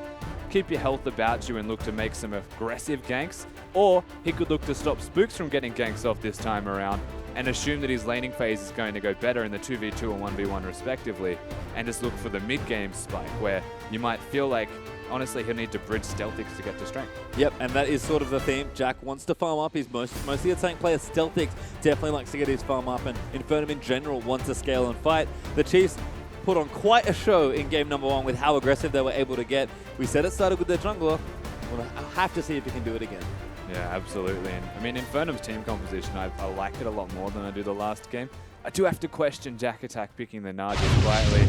There's a very real chance that that goes wrong. His engage against low-range champions, though, most importantly, will be good if he gets it off. Hard to execute. Yes, and I think unlike Malphite, which maybe is a little bit more straightforward, Gnar, strong champion, but execution can be difficult. Here are your team cards once again, though. Strong drafting on both sides this time around. But of course, get those hashtags out in the Twitterverse. Hashtag CHFWin for the Chiefs, or hashtag INFWin if you're cheering for Infernum to push it to game number 3. Don't forget to use that hashtag IamOPL. Who knows, could get your tweet over in the broadcast. Absolutely right, and make sure to say who you want to duo queue with. That's and true. All other assorted things. I know that Ryu chose me over Spawn. Still quite happy about that. He's not exactly happy right now looking at me. It must be a pro player. If you're a pro player, tell us which caster maybe you'd like to duel with, but we'd love to get your entries out in on Twitter. So get those in. But here we are for game number 2, Chiefs versus Infernum, for our first best of 3 of the evening. Chiefs up a game already, looking to make it 2-0 in almost record pace after the first one. Yeah, that was a crazy game 1 from the Chiefs. Trying to consolidate that into a repeat second game is no easy task for the Chiefs. Infernum, they know exactly what the strategy was. It was jungle control, so they pick up the Nidalee themselves. I love that Gnar dance. Yeah, that was so cute. There you go. But he stopped making the chance. It's not the same, you know? Well, You do. Jack having some fun, hanging out in the tri-bush, just dancing around in circles. As Yuzuki pretty much just standing there gatekeeping that choke point. As Ejim looking in for maybe some wards. But right now, just a defensive fan from both sides and very neutral wards here along the river. As Radier seems like he wants to start the Krogs. He's hanging out right now. He absolutely wants to start the Krogs. Ejim kind of sitting around. I don't know if he even placed his... No, he didn't place his Trinket Ward just yet, and Midbeast works his way in unnoticed. So they're going to know in about 30 seconds' time that Spooks is starting at blue and will probably work towards the opposition red or just go towards his own red. But because the ward is at the Chiefs red, they will know he's not there, which means he's working there, and then the bot lane just reacts accordingly. Yeah, we saw this in the last game. You pointed it out. Spooks able to invade that left side jungle when their sides were flipped over and get information by where Seb wasn't, which is in that case was the wolf side of the jungle. So smart stuff there from both teams as Cheese and Midbeast once again will face off. Same champion for Midbeast, different champion for Cheese. Not able to get the rise again. Victor should be a little less threatening to the Lulu. And most importantly, we have to look at how Midbeast can execute mechanically. If he can keep up in farm at least, there's some more level 2 pressure. Yeah, no one's super surprised here. Radio able to get nice damage down. Once again, the Chiefs beat them to level 2, and Infernum's bottom lane just have to take it for a while. Ejim, he wants in, but getting zoned out there a bit by Stealthix's auto attacks. Yeah, it just continues to happen. They find themselves ahead.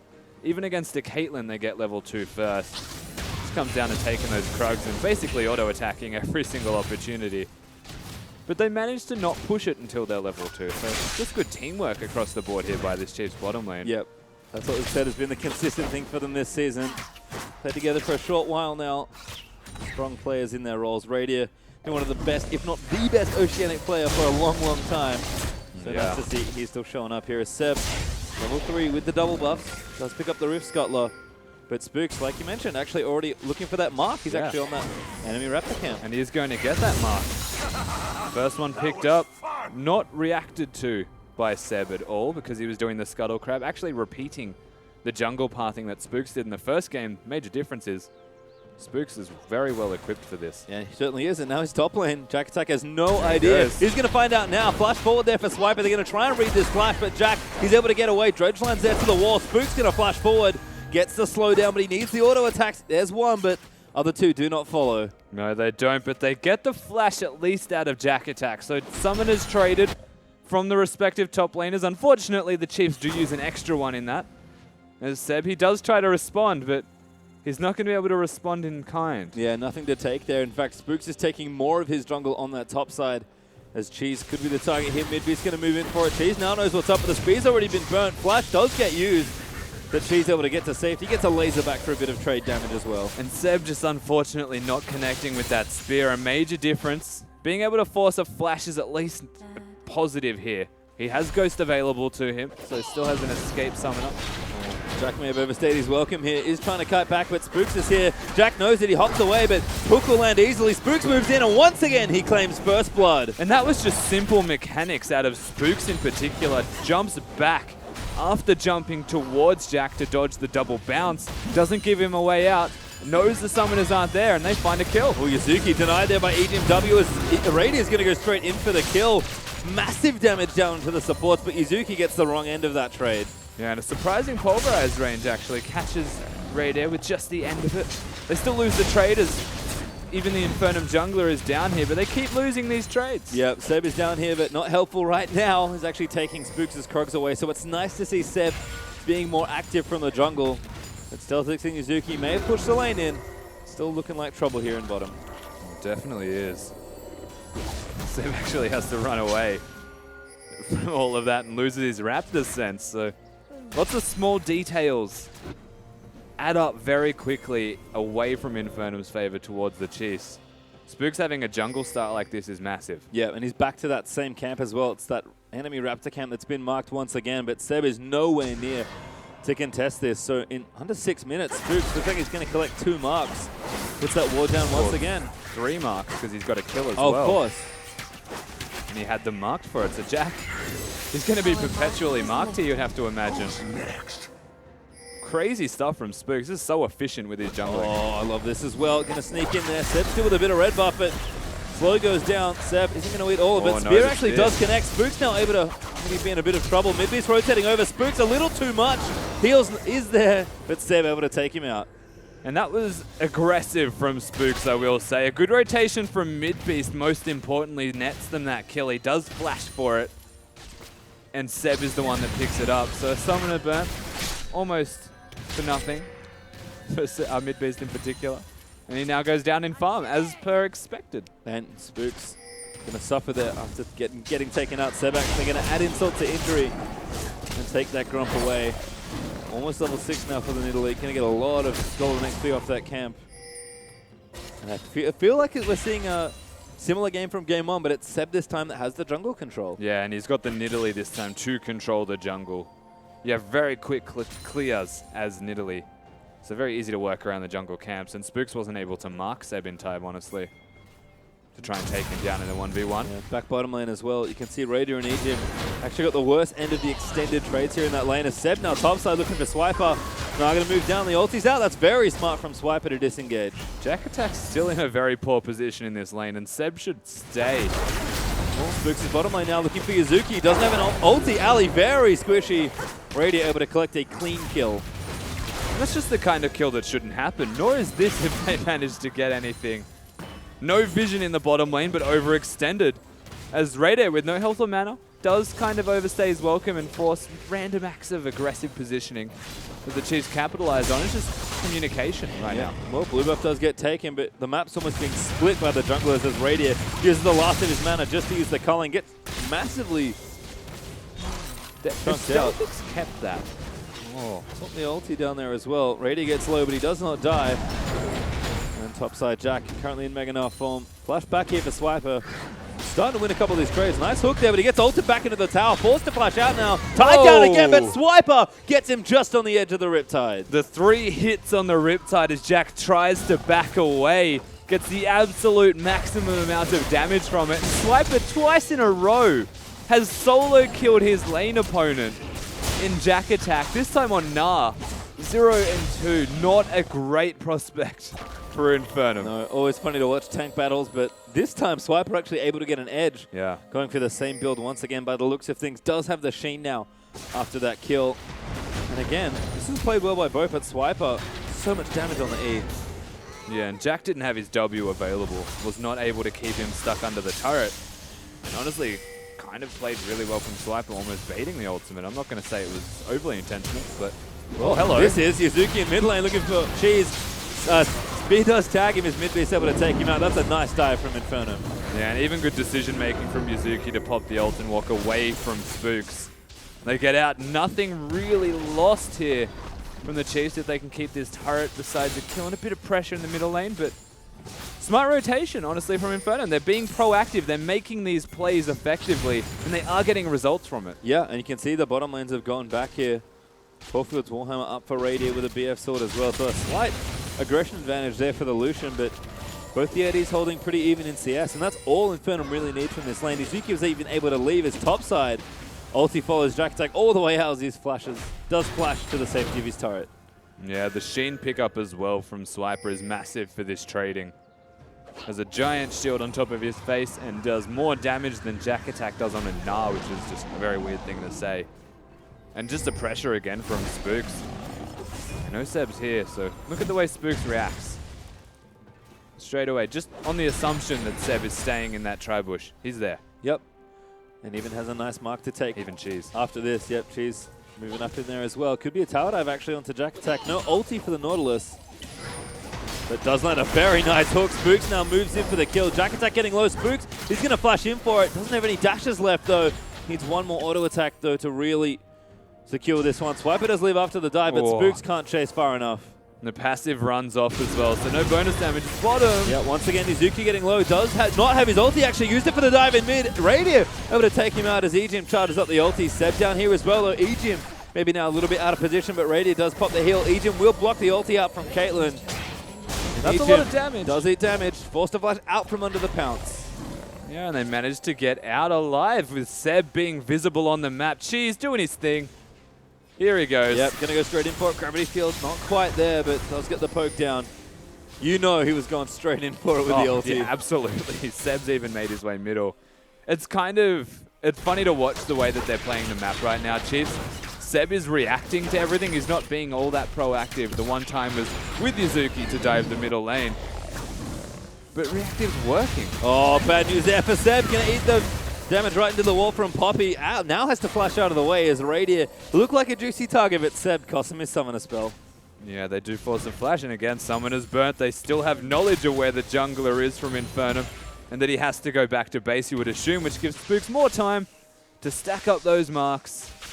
And honestly, it may not seem like a big deal with a scoreline of 4-2, but just the control that the Chiefs are expressing pretty much everywhere. They're displaying absolute certainty in their decisions. Really effective map play. Now the pinch is onto mid-beast. He's going to flash out. Spooks tags him with one arrow, but I'll take the summoner and leave. Chiefs 2,000 gold ahead after a pretty back and forth 12 minutes in this game. And you can tell, once again, the Chiefs still playing well. It's not as clean as it was in the first game, but they've managed to find themselves a lead. Yeah. And they should convert pretty nicely into the mid-game. Infernum, though, significantly more room to play with here on this map. We'll see what happens as the map starts to open up more. For now, it's just the one tower actually in top lane that got taken out. Other than that, it's all very constricted right now on Summoner's Rift. And it's funny to watch the contrasting Lucian plays as well. Raider is so aggressive when he plays Lucian in comparison to Stealthix, who just wants to sit back and farm. Has a Janna, whereas Ejim, super hyper aggro himself, wants to find kills. And 2-0 is the scoreline for Raider as a result of this. It's just Chiefs with controlled aggression. Yeah, and Spooks again, still making sure he keeps tabs on the jungler. Seb has been unlocked quite a bit more here in this game. as the culling is used just to clear that wave out. Celtics, though, with a bit of help from Yuzuki, just going to face tank it and clear it out. His farm's gotten quite nice here. But Essence Reaver should be completed by now based on the fact that they're recalling plenty of gold there for Lucian in the back pocket. Yeah. Big spends here in that bottom lane, but one item spike much better for Lucian than it is for Caitlyn. And that's the dangerous thing. Caitlyn, yeah, you'll have to go towards a Zeal build. Delay your first item spike so that when you do spike with one item, it's better. Lucian will always get it earlier. Yeah, look at Swiper again being cute. Titan's Wrath is popped. The damage is massive. And not that tanky. And Swiper is just going to walk away from that Jack, getting harassed pretty far back towards that tier 2. Yeah. As you can see, Skyen there with a tweet. Jack Attack having a really bad early game once again. Oof. Can't agree. Absolutely. Right in the feels on that one. As Cheese going to get dumped on here by Seb. Gravity Field doesn't quite connect for the stun, but he does deter Seb from diving any further with the ulti. Yeah, but still burns the ultimate. A lot of mana also used, and Midbeast, as a result of this, should have control at least of the middle lane. Yet somehow, the Chiefs are just stealing jungle, and Infernum are left to react to it and steal it themselves. And this is the bottom lane being 2-0, and absolutely having an Essence Reaver on Lucian sings leaps and bounds of differences between these AD carries. Caitlyn only with bridging items of a Zeal, and not an Infinity Edge to speak of. This is where, as a 2v2 and even as a 3v3 with Spooks, Chiefs will find a point of power. Yeah, and you can see Spooks playing to his strong side of the map down in bottom side. Tower number 2 now on the scoreboard for the Chiefs as they take out that bottom outer. Midbeast does trade for a pretty important tower there in mid. Jack in the top lane, though, going to go aggressive once more, but Swiper able to fight him. Seb is on the way. Depth charge used. Jack needs to survive, though. Flash forward there. Swiper now knows what's up. He's going to try and take him out on the other side, but Seb's doing too much work, and he's going to get the kill. He actually flashed into the spear and got the mark on top of him. Probably the reason that he died so quickly there, Swiper, is a big mistake from what is going to be an aggressive style of build on the Nautilus. The Chiefs do respond this time around, picking up their own turret, though. Yep, once again, Seb playing a little too reactive, perhaps. Forced to answer some of the pressure in these lanes. Does get a smart kill on the top side for it, but costs him some map pressure there. And costs him a Raptor, apparently, as Cheese waltzes in and steals that out from under Seb. I don't think he's going to stop there. They're just seeing complete tabs on where Seb is at all times. Knows he can't take the pink ward at least, Cheese. Doesn't stay when the rest of his team recalled. Wasn't that silly? Nope, not this time around. Cheese the change man, it feels like sometimes, Rusty. Not sure I like it. New split, new cheese. Well, Abyssal Sets are done for the victor, so nice and strong. New split, less cheese, Yes. I guess. Yes. So, yeah. Sadly. Needs to rename. No cheese? Yeah. Lactose free? He's like cheese, man. It's true. You just can't have too much. Yeah. Okay, I get it. Celtics mid lane. Clearing out some minions here. Still a long way off that first big item. Looks like Infinity Edge first. Maybe Runins. We saw that from King from Legacy earlier on in the split.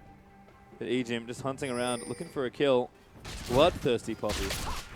Definitely is, and he's even walking all the way around. Caitlyn has no way of getting out. Oh, the turret! Oh, just short there. Does force the flash, though. Ejim, though, burns the flash and doesn't get the stun he wanted. No, if he got that stun, could have been lights out for Stealthix also. Good flash. Gets him to safety, knows he can't net when Poppy's got that W up. And this is a 1v2 at this point. Jack Attack almost getting 1v1'd out by Radius. Spook's going to swoop in, though. Will take the kill out. And that's easy money there for Chiefs. Yeah, pretty much a 1v1 and a mark secured by Spooks again. This guy is doing an abundance of damage. Oh, Cheese could be in trouble. Ejim actually punts everyone else out. Now Yuzuki sort of caught out of position, but Infernum do have strength here. Ejim going to get headbutted back towards the team, but he's going to try and fight on that front line. Chaos Storm is down. Ejim will fall, though Midbeast able to rotate in and get that one. But the Chiefs have got a flank. Yeah, still looking for it. Midbeast does have the ulti. Will pop it now. Damage might be too much, but the calling from Radius going to get that shutdown onto Midbeast. Now Stealthix out of position, nets himself out. Radius going to flash in, trying to take the kill out. Needs one more auto, does get it. Doesn't need the second from the passive. And a bloodthirsty trade there, 2 for 1, I believe, in favor of Chiefs. It took Infernum a very long time to get a single kill onto Ejim, and because of how long it took, the Chiefs can rotate from top back down the middle lane and get a flank that they were looking for with Swiper's teleport on that Nautilus. And it's just easy pickups here now for the Chiefs as they rotate and translate it into turrets. Yep, 4-1 now up in turrets for the Chiefs. Gold looking good, about 4,000 gold ahead. And like we expected, the map opens up and the Chiefs with plenty of good items to their name, starting to snowball this game closer and closer to a Game 2 victory. Rift Terror going to get picked up as well. Well, we can. But Infernum, like we mentioned, much better spot than they were in game number 1. Ooh, doesn't do any damage. Why not? Oh, yeah, Hex Drinker procced. There you go. Did exactly the amount of the Hex Drinker. Turns out it was actually quite a lot. Yeah. Seb still hurts. I mean, the Infernum lineup still do a lot of damage. 2-1 and 1 is mid-base score on this Lulu. Nas always going to be relevant late game from the ultimate as long as he executes on it effectively. Gets maybe cooldown reduction or Randuin's to deny the Lucian. And so looking at mid-beast and looking at the rest of Infernum, we've questioned what their problems are as a team. It's because they've only got Seb as a carry. Well, as the only other person on the team with kills, this is mid-beast's turn to show up. Yep, 7 mid-beast. Maybe the carries the team needs here. They are going to take out that top lane turret. 4-2 now in turrets. Infernum still trail by a couple. 19 minutes into this one. The game ended in game number 1, 5 minutes after this point. So much better spot as the Chiefs are continuing to power up. But Infernum trying to keep the gold as even as they can. Rapid fire cannon completed now for Radier. And a Lichbane build here for Cheese in mid lane going very aggressive. Celtics has been so delayed on his item build for a very extended period of time. And this is the biggest problem right now. He's only just got that Infinity Edge done. And will have his Zeal at least, but no boots too even. So Chiefs still actually ahead just from their items. And look at Raider. He has 2 items completed and boots upgraded.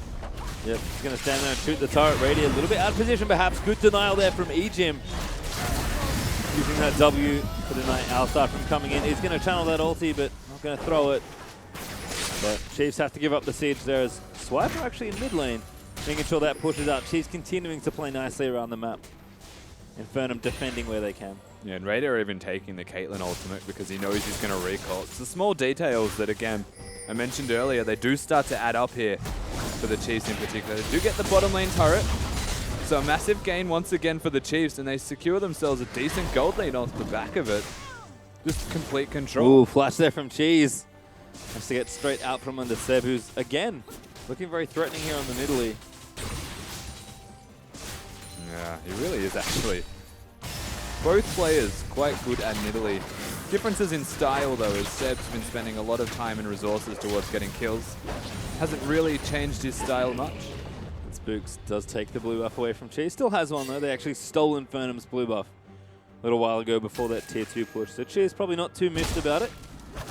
Spooks continuing to gain strength. Looks like Krugs are the next mark for Kindred, so could look to invade there. Not a bad side of the map to pressure. Dragon is available, but there's a bonus in it for Spooks, I guess. Yeah, I mean, the Chiefs pretty much should only be going towards this top lane anyway. Having the inner, the only one standing for Infernum. It's the natural pathing that you will take when you're looking to secure gold leads through global gold. Very hard to siege though when you have to consider against the Nidalee, against the Lulu, and whenever Jack Attack is Mega Gnar. You do get windows. You always get windows though when Jack Attack becomes mini. Well, you can see right now, wave clear good for Infernum. Able to hold that push off actually very effectively.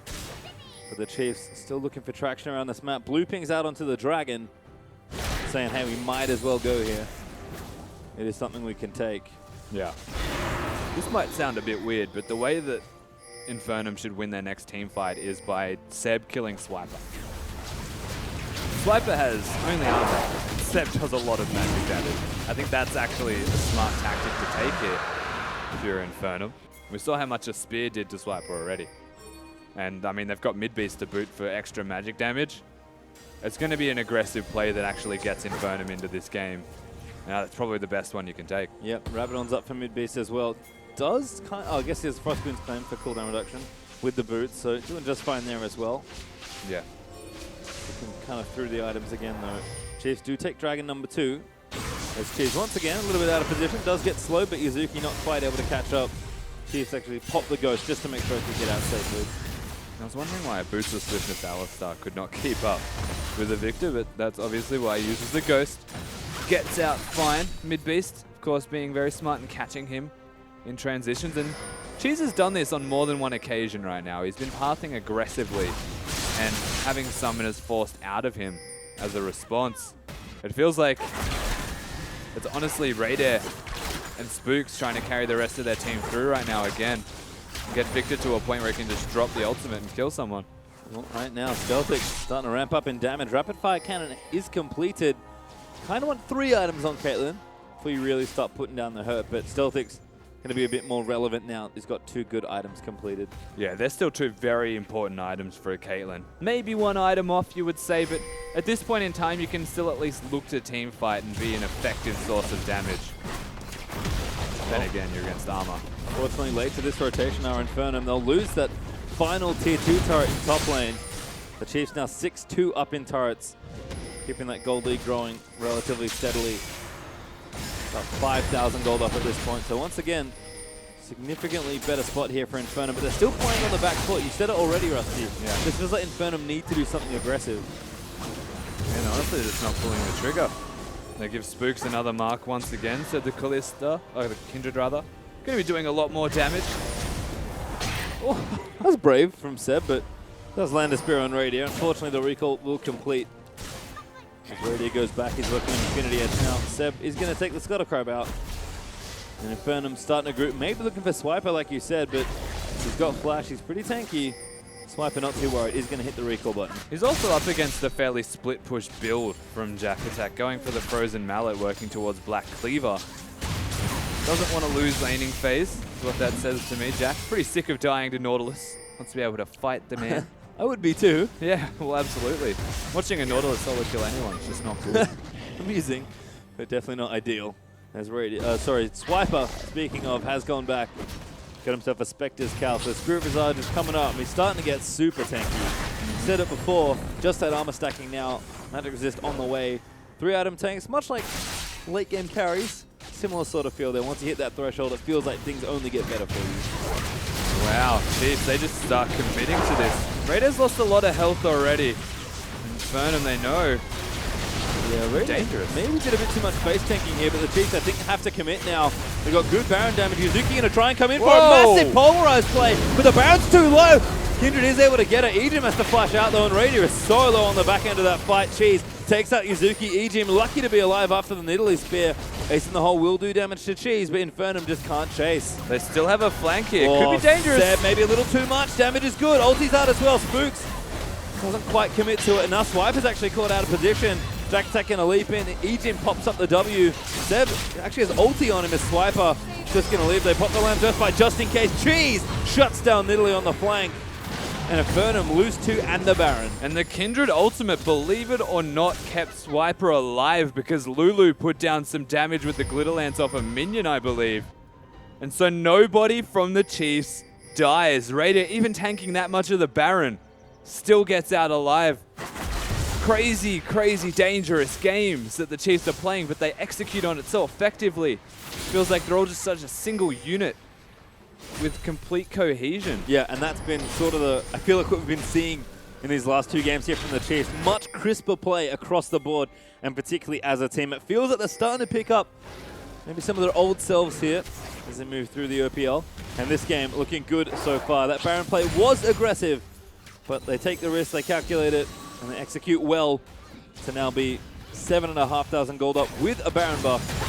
And plenty of room to start knocking down Infernum's bases. Cheese almost one-shots Nidalee. Didn't even have the ultimate to put down. The base is broken. It's just super smart stuff here from the Chiefs, picking the right lanes, knowing Jack didn't have teleport.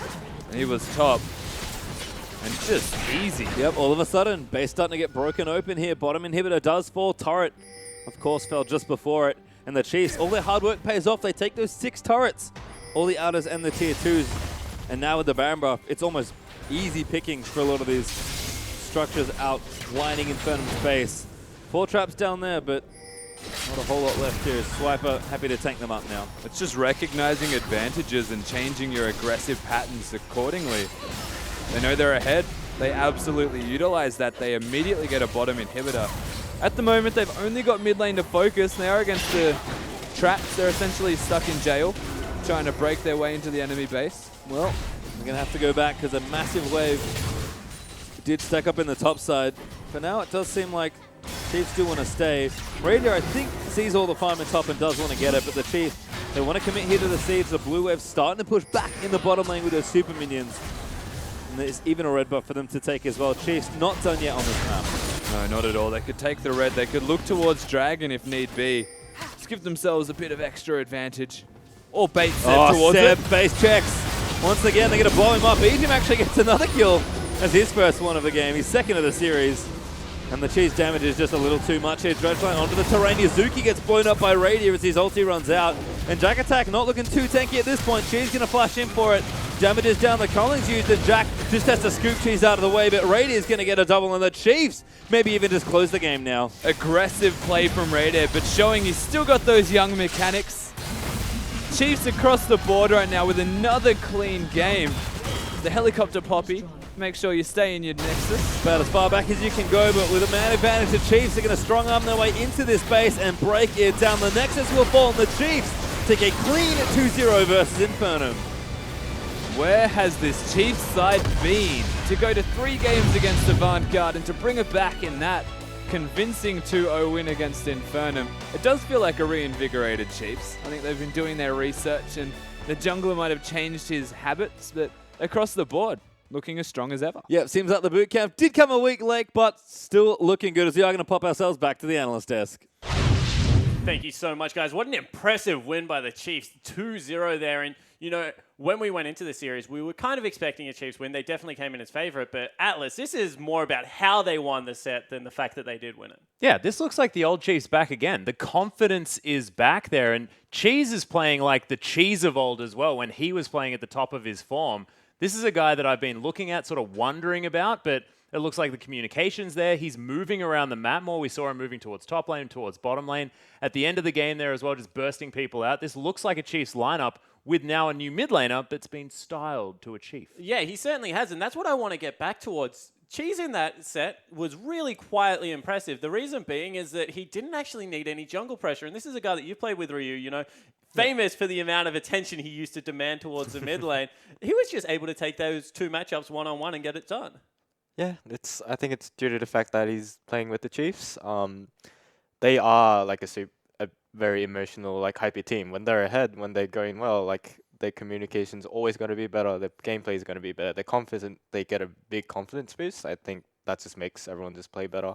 Certainly looked to be the case. So maybe Cheese is just like the physical embodiment of what the Chiefs are supposed to be. Yeah, potentially. I mean, what we have to remember, though, is the fact that when they were against Avant, they did manage to win the first game. So theoretically, they should have had the momentum in that series as well, should have been able to move forward. So I think that we shouldn't discredit necessarily what changes happened this game, because I mean Infernum managed to beat Avant as well, so I think there is a definite change here for the Chiefs. Yeah, and that's what I want to go towards, the fact that they're willing to, I guess, flex their playstyle the way they have been, and the fact that, you know, Swiper's willing to go back towards these tanks. I brought it up in game 1, a second Nautilus game. You mentioned this a lot, Ryu. You know that Jack's going to go back towards a tank player. They don't take the Nautilus away. Instead, he goes back towards a Gnar. That seemed to be like a little bit of a questionable draft decision from Infernum there. Yeah, it was questionable for me, because if you're going for a tank anyway, why not just pick the best one? I think Nautilus is a very strong champ at the moment.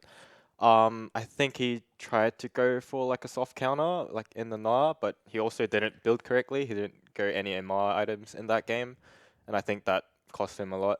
Yeah, it certainly did look like it hurt him. He just goes for the raw HP instead. But this is something that, you know, maybe we have to give Infernum a little bit of credit for. First game in 24 minutes. This one actually went a little bit different in the early game. Instead of picking for that team comp that we spoke about, they picked a good team fighting comp, but they did pick those soft counters in lane Atlas, and that did allow them in the bottom lane, in the top lane, to get at least competitive in the game. Yeah, somewhat. More so in the bottom lane there, because of course Jack Attack struggled a little bit against a Swiper that was able to get ahead early due to Spooks' pressure, but you're exactly right. The Caitlyn especially was just really, really great for Stealthix. He's a guy that likes to stay back, stay safe. Thankfully, now with a whole bunch of extra range, he can also shoot people while he's doing that, which is definitely handy. Yeah, it certainly can, but can't take anything away from the Chiefs, guys. They do 2-0 Infernum, and that will put them back in third spot along with Hellions. But don't go anywhere. Next up is going to be your OPL Legend match. Direwolves taking on Legacy. That'll be there in 3.5. Don't hit your browser.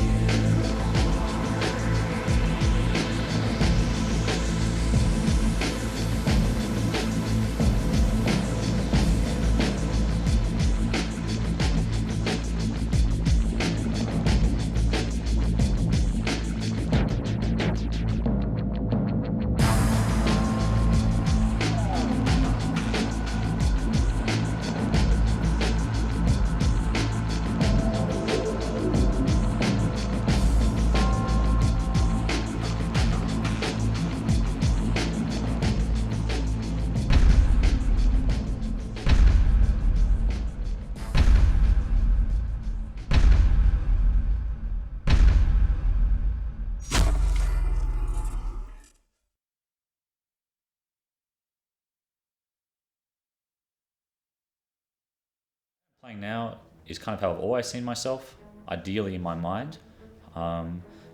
Last year I didn't play like this very much at all. I'm not afraid to say I didn't have a great year last year. I didn't have a lot of confidence. I had a lot of issues at home. But how I'm playing right now is kind of the idealized version of how I've always seen myself. In 2014 I played the same style, but just not nearly as well. Moving to the gaming house has been huge for me. Getting coached by Minky, having someone there, I deal really well with feedback, and having someone there help me to improve my game has just been absolutely massive. Culling is out, regret. Kanka pull out of a cookie. Rides all the way in, and Tally makes it in time to wild Greg Callista. That's going to be the first killer's bomb now. Has to run away, and Carbon ready to chase in. They look for Denny, and they will take him down as a double for Lulu. Making a triple now as Carbon will get the third, and Choo-Choo's now coming in as well. The house is incredible, to be honest. We are still settling in. There are still growing pains. But despite that, I see improvement every day, like you wouldn't believe. Like I didn't think was possible, quite frankly. I mean, as an OS player, you look overseas and you think, oh, they had gaming houses. What if we had gaming houses? We would be better. But I don't think, well, at least I didn't understand exactly the extent to which it will make you better. I mean, I could honestly say that I'm probably playing the best I've ever played. As a team, we're probably playing the best we've ever played. And that is in no small part thanks to the house, the setup we have. Oh my god, going in for it. Brain trouble, GPLT down, breaking a day in the CC. Barely live, but will finally fall as King gets a double already with Graves dead. He's going to try and move out of the way, but Bomb is massive as Choose comes in over the... Honestly, if by next year, or at least at the latest the year after, if you don't have a house, like you will get left behind, no matter how, I don't care how good you are. Win. Carbon's going to look for the Cocoon, doesn't find it. Damage is there from Tuesday, comes out, and Bomb is going to move in over the back, but King crits his face off as Tally has put it in, and Legacy will lead forward as King goes absolutely ballistic. I think between the OPL format of best of threes and between the house, I think this year will be probably the best chance we've had since OS has opened as a server to qualify for Worlds. This is, all the right things are in place this time around. As players, we can't really ask for much more. I think now it's time to perform. Welcome back to the OPL, and wow, Carbon really there with some powerful words. He thinks he's playing the best League of Legends he's ever played in his career. You know what? Honestly, I believe him, and that's just inspirational, seeing what the captain of one of the top teams currently has his thoughts on. Not only Legacy, the gaming house, but I guess Oceania is the region and what it spells looking towards Worlds. Yeah, no, I agree. Sorry, no, it was beautiful, and I just love the fact that he was talking about how unlocked he now feels, and he looks like that when he's on the Rift as well. Carbon really looks like he's unlocked as a player. Yeah, it certainly does. And Ria, second team in the gaming house. Is this something that you've felt similar as like the impacts going on in your team? Yeah, I feel for a lot of things, like he said. I think we're both on this kind of same journey, I suppose, like both emotionally and in our careers, where we both are like in uncharted waters with the gaming house, in the scene. And I definitely do agree that this is like the direction it should be going and will go like in the future.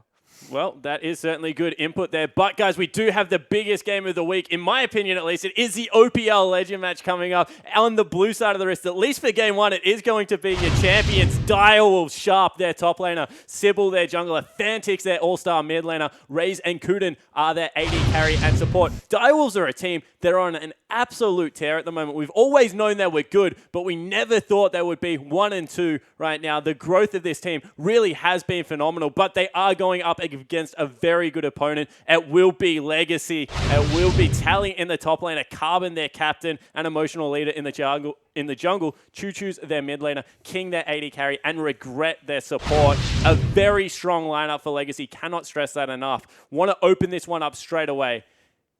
Ryu, you've played against Legacy. You haven't had the chance to play against Direwolves yet. How good is Legacy? Is there any chance that Direwolves win this game? As of now, I think Legacy is just straight out the better team. I think they have a better grasp of the meta right now. They play all the strong champs, but Direwolves do have some picks up their sleeve. For in particular, like the Zac, for instance. I think if the Legacy draft well, like if they're really prepared, I think they can take this out easy. Yeah, and it's funny because we're talking about different parts of the game. We feel that, like, Legacy, they're just strong across all points, whereas Direwolves very momentum-based. So what is that about Direwolves that make them such a momentum-based team? Is it their picks? Is it the way they play the map? I'm not entirely sure. It might be something, that just their play style. I mean, their shot calling. Legacy seem to be the better team that can play from behind. They always make proactive plays even if they're behind. Whereas I think Direwolves kind of suffer in that department. Yeah, it certainly seems to be the case. Atlas, throwing over to you though. Give me some hope. What are we looking at from a Direwolves perspective? Fantics. They have Fantics on the team. I don't know how you can question. This guy is ridiculous. He's now got the Corki in the mid lane as well, which is something that's really, really important because people have been throwing 3 bans at the guy, and now he plays Corki to a level that I think is going to need to be banned away as well. Yeah, it certainly looks to be the case. Fantics is on an absolute tear. He's got the highest gold to damage ratio in the lead. Absolutely nuts. We've always known he's good, but he's finally translating that into professional play. Another area where I guess a lot of top laners are starting to take notice, and I'm lucky enough to have another one on the desk with me, is the Direwolves top laner, Sharp. We kind of slept on him for a very long time. He was under fire for a lot of criticism. I know you think that he's started to step up, and maybe that's an area that they can improve on. Yeah, I think Sharp is actually one of the most underrated players at the moment. He's like a sleeper carry on the team at the moment. He doesn't get noticed because most of the attention goes to like the mid lane or like the jungler. But I think in terms of the matchup, I think the Legacy's top laner could be more exploitable. Yeah, in this game. Tally certainly looks like he is very aggressive. You know another part of the map that's interesting? It's the bottom lane, and we actually were able to hear from both of the AD carries during the day. On Twitter, it was actually Claire that started this off. He's like very hyped about the game. You know, Direwolves versus Legacy. It's going to be a great series tonight.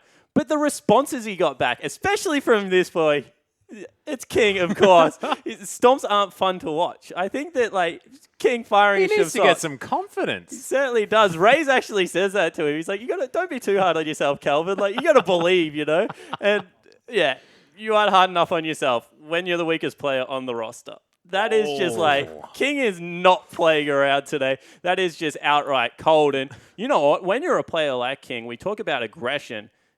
I think you're allowed to fire some shots like that, Atlas. Yeah, you most certainly can. If you're looking at the bottom lane for anything as well, it is most definitely aggression. Raze as well. This guy plays like, you know, the Woolite of the OCE, the sort of melee AD carry that wants to play right in your face. Even when they're sieging down a turret, he's on Corki, he's right up in front of the minions, doesn't even care, has to flash out of the way of stuff. Like, this is going to be really, really exciting because we saw, I mean, he went like 1-7, King, in the bottom lane. Didn't even matter. Picks up first blood. He's like, well, I'm just going to go in from now on. Yeah, he certainly does. But I know that we have some varying opinions on this because we've spoke about Raze and Kuden being somewhat impressive, especially when you go away from an AD carry like King. But once again, Ryu, maybe not sharing that sentiment across the board.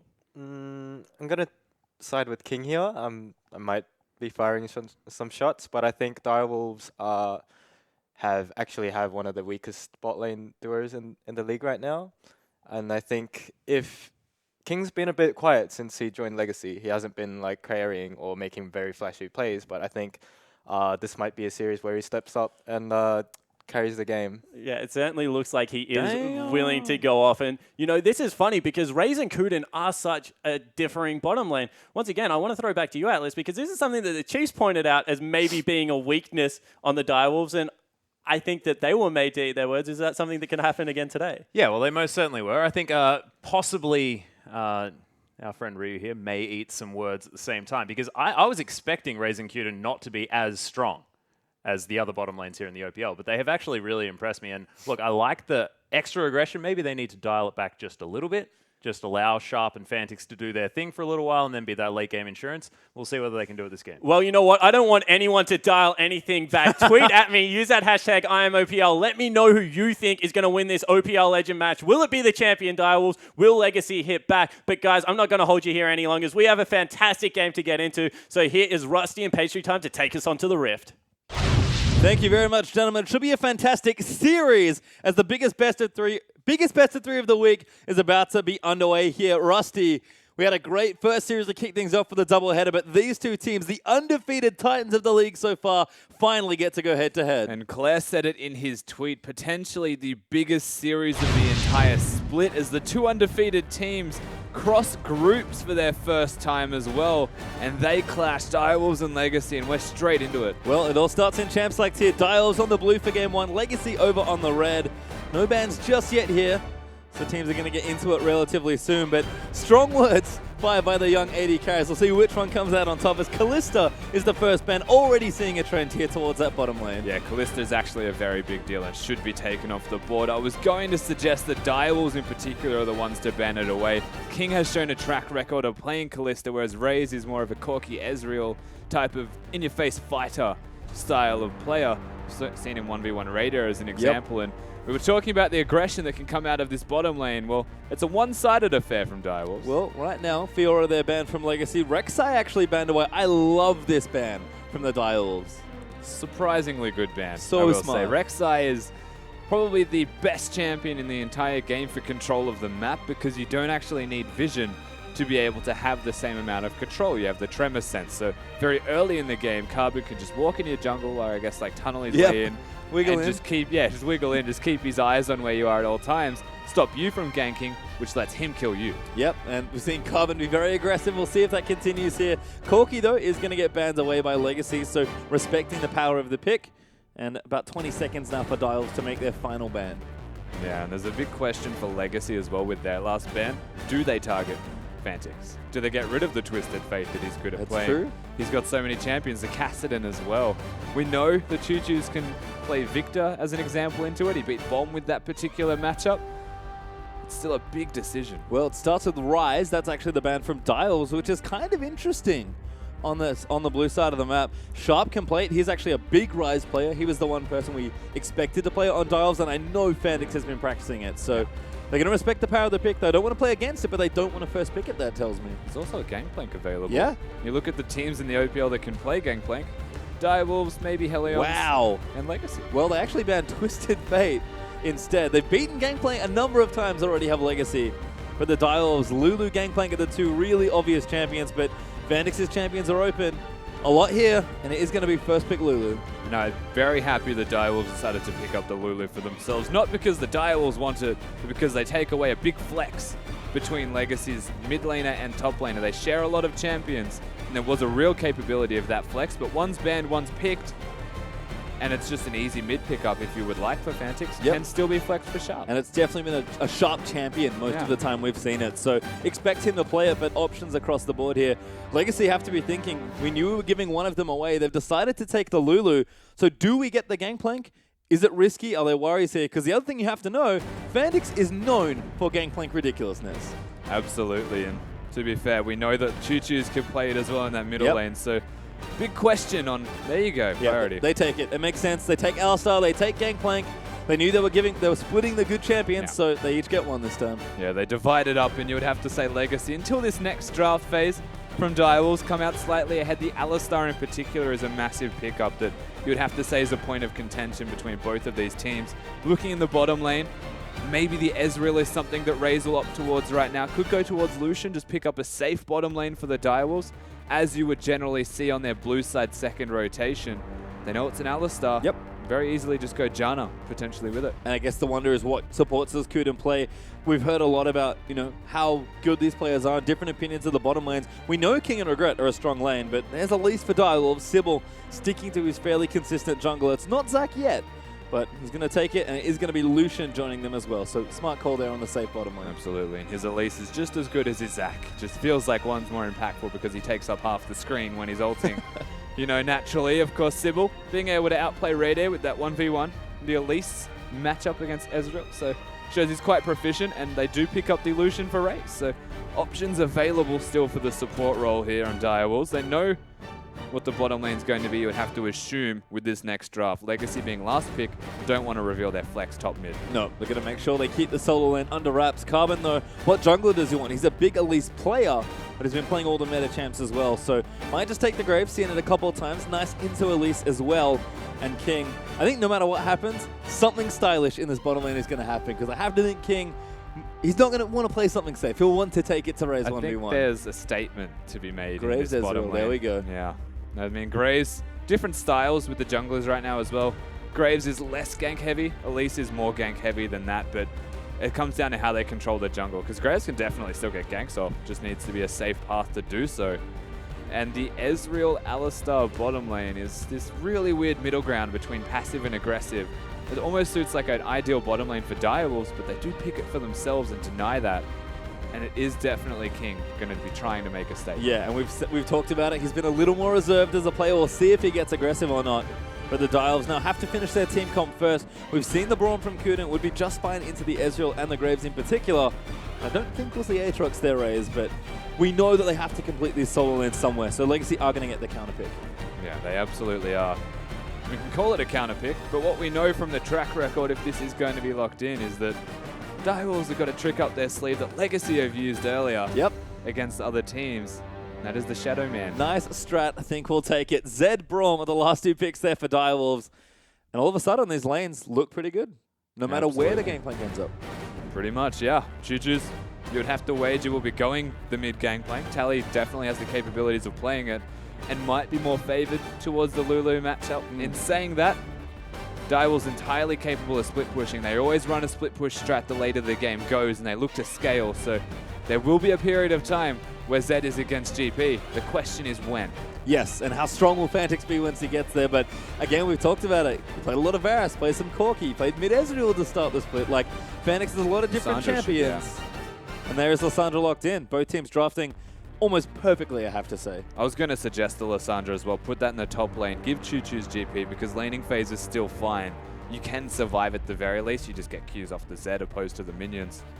And they have a lockdown control mage that can deal with Zed if they try and split push on Fantix instead. Should have a teleport advantage to boot. So Legacy, they've drafted well. Direwolves, they've drafted exactly what they want also. They've got an assassin in the middle lane, which is the most important thing. Fantix is unlocked when they have an assassin. The top lane's going to be the control mage to give them some extra, just, I guess, control around the entire map. They've got pick potential from their support and jungler. Just well-rounded everywhere. Yeah, and it's great to see, and expected, I suppose, to see the 2 top teams go into the first game and just have strong drafts for both of them.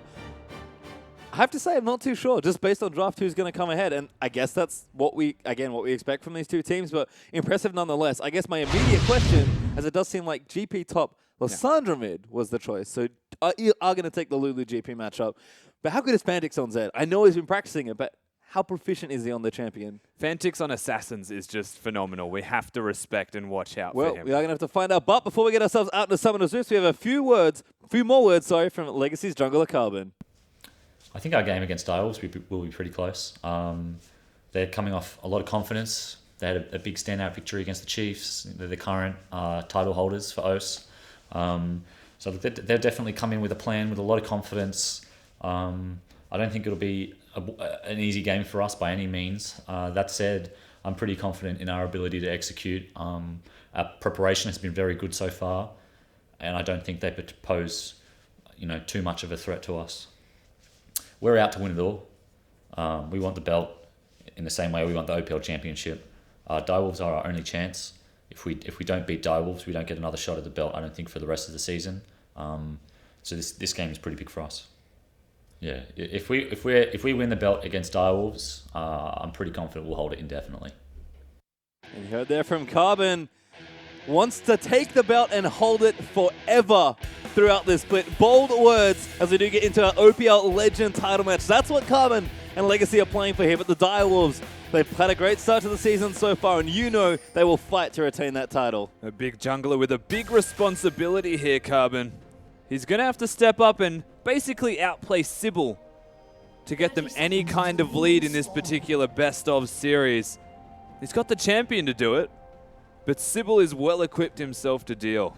It's not easy to do. Yeah, and it's crazy to think about the jungle matchup maybe being one of the most important ones, but these teams are stacked for talent in every single lane. As Carbon and Sybil's first encounter is just a bit of spitling damage. What is the most important lane, really? That's the issue. You look across the board on both of these teams, and if one lane wins, you feel like it could snowball the rest of the map. I feel like the question is, where do Direwolves focus? where the Legacy focus, and that always relates to the junglers, which then snowballs the lane, and as such, the game. Well, we are going to find out soon as the minions are about to spawn. In fact, they've spawned already, excuse me. Streaming down towards those lanes. But by the looks of things, we actually have a lane swap that has been read by Direwolves. Regret is very sneakily hanging around this Gromp area. I think he has some information here. He was looking for the jungler top lane duo, you would have to assume, of Direwolves. They would naturally work towards their bottom lane, but Direwolves having the lane swap themselves kind of stops them from the Gromp at the very least, and is effectively going to make this a 2v2 top lane. Yep, we've just flipped the lanes upside down, so fitting, Oceanic style, that will start upside down here for game number 1. But right now, King on the Ezreal. We've seen Raze make plays on it. Almost feels like the carries have taken each other's champions in some ways, even though they're both proficient on them. We've heard a lot of shots fired out on Twitter. Now they're going to have to settle things on the rift. Yeah, all talk so far, but we'll see if their bites are as big as their bark. Looking in this middle lane as well in particular, I think it was the right decision to make sure Lissandra was against the Zed. The most important thing is if Zed starts the split push, you keep Lissandra with him to try and stop him from getting solo kills onto Tally. And that's why Legacy's draft to me feels quite smart. Yep, you can see Sharp though. Nice bit of harass on the Lulu. Seen him play a lot of this champion, even last year as well. But Tally on that gangplank could have a bit of a rough time early on. That's where GP's weakness does seem to be in the early landing phase, but will be just fine as the game opens up more. I feel like Carbon should definitely pressure that bottom lane. If Sharp is using his E offensively whatsoever, there is very immediate and easy avenues towards attacking it. And even now, there's no vision. Yep, you can see Carbon was on that side, but he's actually going to keep farming it out. Level 3 doesn't have the red buff, so maybe not enough pressure. You can see Elise actually now on that top side. Might even be looking for Carbon now. But looks like just going to be Scuttlecrab instead. He's back in the bottom side. Tally, keeping things nice and safe. Sharp going to try and hold this wave and deny what creeps he can. And it's funny watching both of these junglers work, their decision-making processes. Sybil worked his way towards mid to place vision to deny any kind of, I guess, red ganks from Carbon. But Carbon was looking on the bottom side, immediately goes towards his red buff instead of ganking. They're almost outthinking each other. Yeah, and that's definitely the high-level play we expect from these two junglers. So where they go, even if it's no lanes with no pressure there, that's still important as Fantix able to push out a little bit more now in that mid lane. Choo Choo's lost a little bit of the lane control, but expect a lot of early farming here. Fantix, though, immaculate mechanics as always. Still up a little bit of CS. He's actually poked Choo Choo's out. Choo's will run out of mana or health before Fantix does indefinitely, of course, being able to do that makes sense. But the health bar is an issue. And the fact that there's no potions remaining is the biggest factor in that. You have to show respect. And something that goes underrated, I will say, in any competitive game is the importance of staying at full health. Because pro players know how to work around you having missing health. They look towards you for ganks. It's just a natural path that they'll take towards aggression if you're missing any kind of health whatsoever. And so if you're ever not full, you have to actually respect and start losing out in farm as a result. Yep, and as you can see, Shrew is a little bit behind on farm, definitely low on the mana bar. Passive going to have to work overtime here as Fantix starting to shove this wave in as well. Checking in quickly with the duo lanes. CS looks just fine here, but things going to stay nice and calm for now at least. Raising Kuden trying to push in, Regret and King keeping them back here. Yeah, so Regret and King have actually kept this wave in quite a comfortable position. Always running a threat of being ganked, which is why Kuden's positioning naturally. He's chilling really far back unless the Q's available and just throwing it out to try and harass. A lot of respect shown by Direwolves bottom lane, and also very just good lane control from Legacies. Well, we'll see where the first bit of action comes from, because 5.5 minutes in, just a lot of strong farming from all these laners. Junglers haven't been too active, just been quite a bit of farming in the early game. But they know what they want to do. Nobody wants to fall behind early, not in this sort of matchup. Direwolves have already shown it. They are a snowball team, as Sharp is really giving it to Tally in this bottom lane. Yeah, Tally has to leave because Sybil is nearby. And the Wolf Spirit's actually going to spot him. Tally's coming. Sybil, yep, not going to flash for it. Maybe could have got it if he'd gone straight away. If he teleports back, I feel like they're just going to poke him out. Maybe just do damage, but because of the teleport blown. Sybil actually going straight back in for it, so a good read there. Takes her up though. Tally will move them out. Sybil just going to get a bit of pressure. Plays it safe. Yeah, absolutely. Just showing that he's there. and putting the pressure down as that's actually both teleports used. Yep, full start there for Choose. Level 6 for both these mid laners, so no threat here for Choose right now. Actually locks him down. Damage is good. Sybil is coming. But Choose knows it. Going to move himself out safely with the claw. Yeah, smart from Choose. Forces a recall out of Fantasy. Just effective use of the teleport.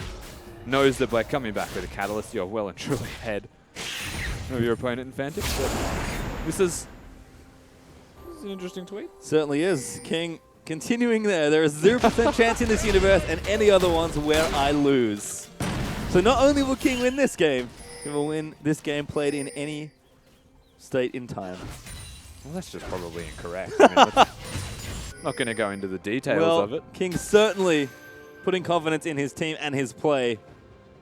I'm looking forward to see if the boy can go off here. He also didn't specify what he lost. True. But if anything. I assume he's talking about the game. But you're right. Give him the benefit of the doubt. That's the backup in case he does actually lose. Yeah, I didn't specify, guys. It's fine. Right now, though, it's been all quiet. Gold kills, dragons, towers, all tied up early on in this one. Sybil actually steals the blue buff, though. That's very cheeky. And visiting back to that bottom side. There is a pink ward, but it'll get cleared out now. Because Legacy reciprocating on the flip side. Tally left his turret. Yeah, and his barrel. Yeah. Never leave your run behind, Gangplank. It's a bad time.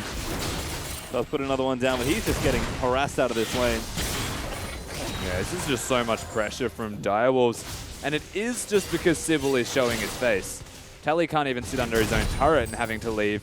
Means he's missing farm, and he's starting to fall behind against this Lulu, which ultimately means he's falling behind against the Zed. The turret's not naturally falling, perhaps in bottom as well. Could also cause problems. Fantix, though, starting to struggle a bit in the mid lane. Choo-Choo's leveling up with the Catalyst, nice and safe. Able to harass pretty well as Carbon's looking for it. Choo-Choo splashes, but Fantix already knows. He has to use the ulti immediately. But Choo's ults himself. The GP ult's down as well. Fantix, shadow play out to the side. Great flash out as well. And Fantix somehow survives. Choo-Choo. Oh my! Caught by the tower. No ulti here for Choo's. Fantix might be able to get it, but Sybil cleans him off the rift for first blood. That was an indefinite misplay from Choose, flashing and not in range of the ultimate. And Fantix just works his magic, gets out with all of the shadow play. And Legacy dive, I'm going to say pointlessly afterwards, and they pay for it with their lives. Sybil, he gets there in time. The flash, honestly, got him nothing. Good shot.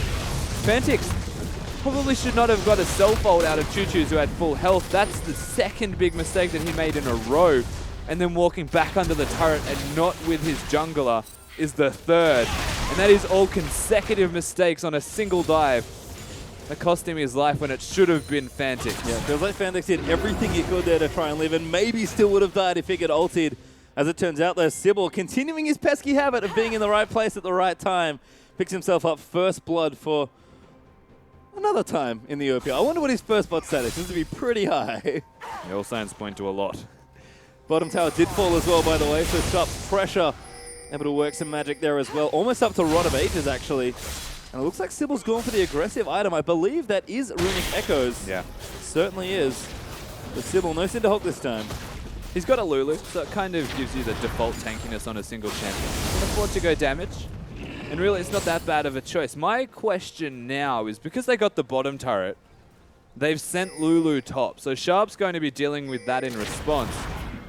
But Legacy didn't send Gangplank, so you're not still in the standard laning. And now Lulu's in a 1v2, and if Raze wants to farm, he extends really far. Yep, which is good news perhaps for Sybil. Now with the jungle item and the enchantment all done. Carbon chasing poor Kuden. Red buff doing a lot of work. In fact, he might just die for it. Has to use the ulti. Ulti out, Carbon able to take out the support. And Carbon absolutely nails that. Kuden not showing respect, not even using his exhaust and saving the flash into the last possible second. The 2 kills that are on the map right now are from misplays. Certainly seems like it. As you can see, Drew's giving his thoughts on the map. I think Legacy the best team in OC right now by far. That seems to be the sentiment, and results would indicate, but the Direwolves never go down without a fight. I can promise you that much. See, everyone says it, and at the moment, based off the fan consensus, it's Legacy's game to lose. But looking at the Direwolves and how they've been performing so far, feels like they step up to the plate for these big games, and they always deliver. The start of this is no exception. Certainly not as Sharp. That underrated top lane, as we heard from you. Have to agree with that there. Sybil onto Tally now. Raze with the damage. Carbon is here to respond. Gangplank ulti doing so much damage, and Carbon is going to move in for it, but Kuden's able to save him this time. Raze still firing away, but Tally, as now the TP is going to come out from Shoes, out from that mid lane. Sybil low, Kuden now getting chased. He's going to get ulted up, and once again the poor support will be left out to dry. That was ridiculous damage from Carbon and Tally together. And they absolutely blow Sybil up, but they don't get that kill as Kuden comes in to save his team and goes down selflessly for it. Imagine if he had a flash available. Well, not that time, unfortunately. That's his second death in about as many minutes. Kuden starting to get a little too active around this map and getting punished for it by Legacy. Raze, though, going to stick down here, clean out what he can. And Sharps are still doing work in top lane with that turret. You can see responses are starting to come now. The teleport is going to get burnt. That's Tally going to return to that 1v1. Did catch up in CS, but Rod of Ages almost done for Sharp. Lulu still with initiative here in this lane. Yeah, got a lot of strength. Sharp needs to recall, though, and finish the Rod of Ages off. Major differences. Good ward there from Tally. Sybil onto it. Barrel does come in. Sybil's going to try and go for the 1v1, but Carbon is here. Sharp's going to move in as well. Does have the ulti just in case, but Carbon with his as well also is going to threaten and force the Direwolves duo away. Carbon's also at the right place at the right time at this point, making sure that Sybil can't be overly aggressive towards Tally and recognizing that that's the lane that they're focusing. And so appropriately being there is even Regret. He's poking his head around that top area. Legacy, they're starting to turn on some proactivity, or at least countermeasures to stop Direwolves' strategy. Yep, they've definitely been much more active here. You can see Fandix, good poke there onto Regret. But Ward does get cleared out. I think that's Fandix's pink now down. Was looking to recall, but he's going to stay in lane now with a little bit more CS to collect. And Sybil and Carbon going to clash once again. Carbon takes his Scuttle Crab, but Tally's there. Sybil cannot fight this 1v2. Not at all. But most importantly, it's because Sharp has recalled to get the rod. It was a bit overdue. He was sitting there for quite some time, but 13 minutes, by no means a bad decision to get it. Direwolves jungler Sybil is still being so aggressively postured. Yeah, he saw his team actually ping him back. Yeah. As there is a ping cord that he walked by. Not sure if his team knows about it yet, but does have to calm down just a tad. As Fandix still playing back, respecting the power of Choose. He knows he's in it for it again. Sybil going to try and answer with a counter game. Fandix locked up forever though, and Carbon blows him off the mid lane as Sybil going to get chased up by Choose. He barely gets away with his life there. This is just fights everywhere. Yep, Sharp happening again. Wild Growth pop, Tally with the barrel. Not enough there for Sharp. Nice slow there from the GP. That's going to prevent the solo kill. Yeah, the keg play is enough to get him out. And Legacy's mid lane jungle combo showing their superiority at this point in the game.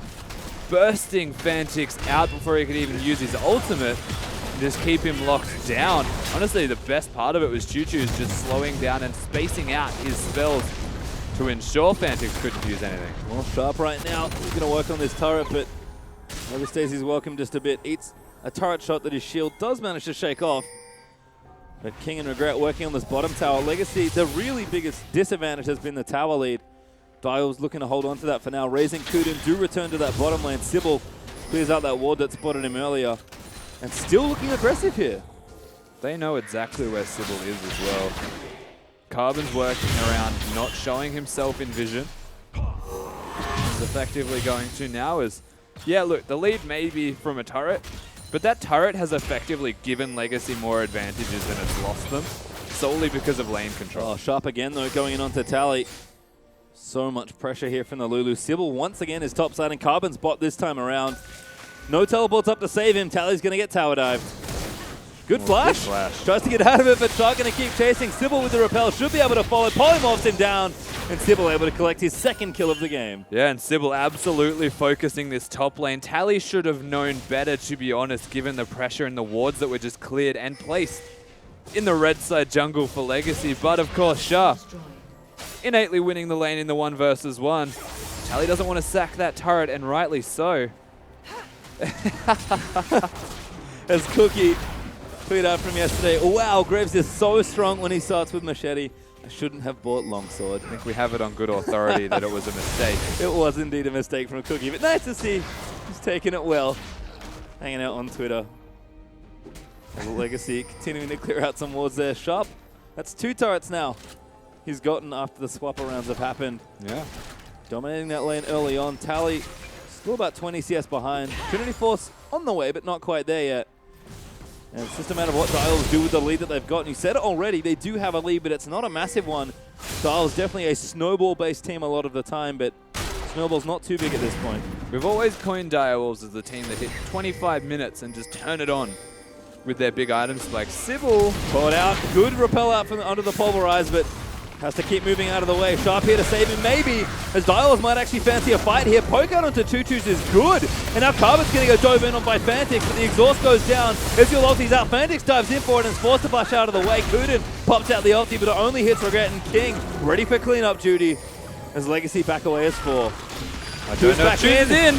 Good stun, but there's the calling out. Sybil gets the first kill, assassinates De Lissandra, and Raze is going ballistic in the front line trying to kill Carbon. He gets the shutdown, and Raze just never stops. The Direwolves' aggression will not be withheld. Direwolves turn it on. King is still alive, so they may need to show some respect, but this is capitalizing on a gangplank that is just too far gone in comparison to Sharp. He doesn't even teleport to get into these fights. Direwolves with a 3-0 jungler now. And we heard it from a lot of people. Oh my God, King! There it is. Gets a snipey once. Manages to take out Raze with the ulti. That's good goal for King, and that'll make him happy, that's for sure. And I mean, the major difference in that fight, when we see the replay, I would assume, is going to be just watch Lissandra. It's a re-engage that just goes completely awry, and it's shot calling from Direwolves. Most importantly, the fact that they can focus one member and take it down. Legacy have teleported mid though. They've actually got a nice trade. Yeah, I like this. Taking out the mid lane turret. That's the only one they have, but it's probably the most important one. Direwolves still leading here in gold, and not by too much here. Not even 2,000, I don't think, because although my math is horrible. Oh, 1,500, nailed it. King goes back. So we're going to see this snipe King. Just lines it up perfectly. Also walks into an awkward spot and does a very awkward angle. Almost got 2. Yeah. Fantix. They saw, actually he was just ulting Fantix, I think, because Fantix was on a ward. Awkward. And picks up a sneaky raise on the back end. Well, maybe not timing that ulti just quite out there. Raze paying for his mid laner being maybe a bit too aggressive with his recall, but Raze will be just fine there. 1-1-1 now for the scoreline, but building rapidly towards his second item here. Although King, that cheap blue Ezreal build, pretty much a transformation away from his first power spike, as T-Gun going to weigh in here as well. Nice to see all the pros out on Twitter. Not a fan of Graves taking all of the kills. Feel they'd be more useful on DP or Lissandra. I have to say, Sybil's been taking kills as well, so bloodthirsty junglers. Absolutely, of course. We do have carry junglers in both of these teams. At the very least, they will still be doing damage. Just, I do agree. Kills would have been better on Lissandra. Obviously, Sharp would have been even better suited to those kills to an extent. Fantix, most importantly, needs that snowball. He's a confidence player. But I think you'd be quite happy with your shot callers having the kills. They'll feel very confident. That's true. Always good to have momentum. As you can see, Direwolves are actually building up a bit more of a healthy lead. 2k up now, as Sharp's trying to defend from what looks to be a 3-man tower dive. Fantix going to try and cut somebody off. I think he's spotted Carbon. He's 1v2 right now, and Graves does do good damage. Fantix returns back. Tally again being chunked out by Sharp. And Sharp's coming in for it. He's got his ult. He's happy. Lissandra's here, but Kuden's off to the side as well to protect. Direwolves collapsing quickly as Sharp's continuing to harass poor Gangplank. Sharp showing the strengths of Lulu right now, really keeping Tally down. And as a result, again, most of Legacy having to address that. Not a good spot to be in if you were Legacy whatsoever, because your split pushing options aren't going to be available to you at all. Especially as the game gets later on and they decide to put Zed in a side lane. And that could be coming soon. Looks like Black Cleaver is going to be the next item for Fantix. He has the Ghost Blade, got the Phage, got the Warhammer. Raze does have 2 items now as well. Rotavator's Nomicon and the cooldown boots also completed for Sharp. Starting to see both teams, with the exception of poor Tally in his very expensive Gangplank build, getting pretty good mileage out of their early items here. And you said it already, Direwolves are sort of that 25-minute team. 25 minutes is coming real quick. Sybil, by the way, is not in a comfortable spot. Headbutted out, Repel does go to Regret 9, couldn't quite stand in the right spot. Sybil gets out safely, but the blue buff is under threat. Yeah, the rest of the team not really there to complement the engage. from Regret as Lissandra and co were sitting in bushes a little bit distant, but they're working towards the turret, not the pick. Dials are collapsing. Raze with a nice auto onto the barrel. Almost lands a cocoon out there onto Lissandra. Legacy trying to group up and take another turret for themselves, but Dials making it nice and difficult. Yeah, it's the only outer turret. Oh no, sorry, bot lane outer turret is still standing, and Tally does have his teleport. We're not opting into having him on that side lane because it's not safe. Most importantly, every single time Tally has been left to his own devices, he's struggled as the one-hit wonder. Yep. As a result. Not quite starting that push out maybe as he wanted to, but King does throw the ulti bottom. Sharp going to pop down to return that though. So we'll start clearing those waves out. Raze up top collecting farm. Fantic still in mid. This is something that Dials do very well. Farm 3 lanes. And once they're strong, start fighting. Yeah, definitely is one of the key strengths. We have to remember though, Legacy are very good with the scaling composition. They're going to be able to match it at the very least. And so it entirely comes down to the execution. If Direwolves want to split push, power to them. It's one of their strengths. If Legacy getting engaged, their strength could become a weakness. And I think we are going to see how the experience and shot calling for these teams has started to develop. We know from Legacy, Carbon is their leader, but Dials have maybe even still finding a voice. It's been Sharp, at least as far as we know. He's been stepping up, but this is a big test for him playing against Carbon shot calling. One thing they do know how to do, though, is be aggressive. Dials continuing to look for fights now, but looks like they'll disperse. Keep the lane pressure up. Fantics, as always, so much farm. I like that they've actually kept Fantics mid and made sure that Sharp is continuing a split push, because he is leaps and bounds ahead of Tally, who's actually starting to get himself back in, but still struggling with these one-on-one trades and needs to show respect, which means potentially they'll bring the attention of a second member, and that's when Direwolves can be that aggressive side, capitalize and just overcommit effectively. Yeah, not enough vision just yet, though, for Direwolves. Fantic's actually taking double buffs now, as Raze did push out topside, but he's going to get forced back. Fantic's also going to go for a shop, so we'll reset things just a bit here.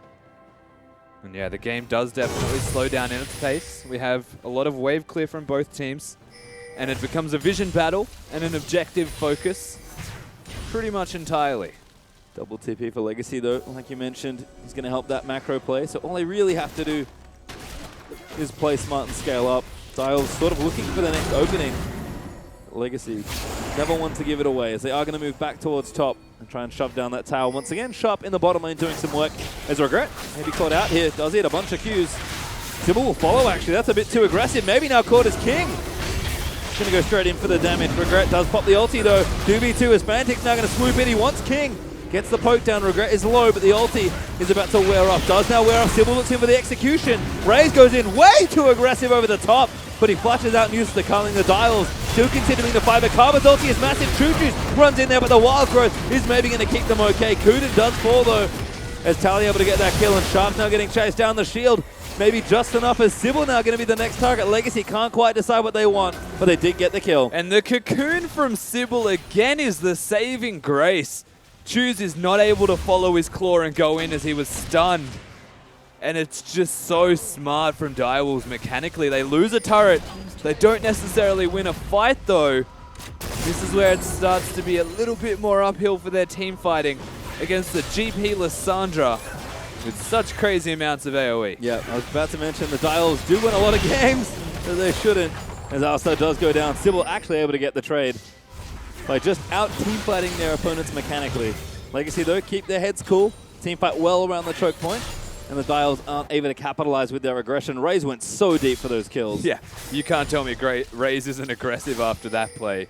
Dashes in, uses his Q, flashes out. It's like, oh, I made a mistake. Did hit the entire culling, though. Yeah, fair away.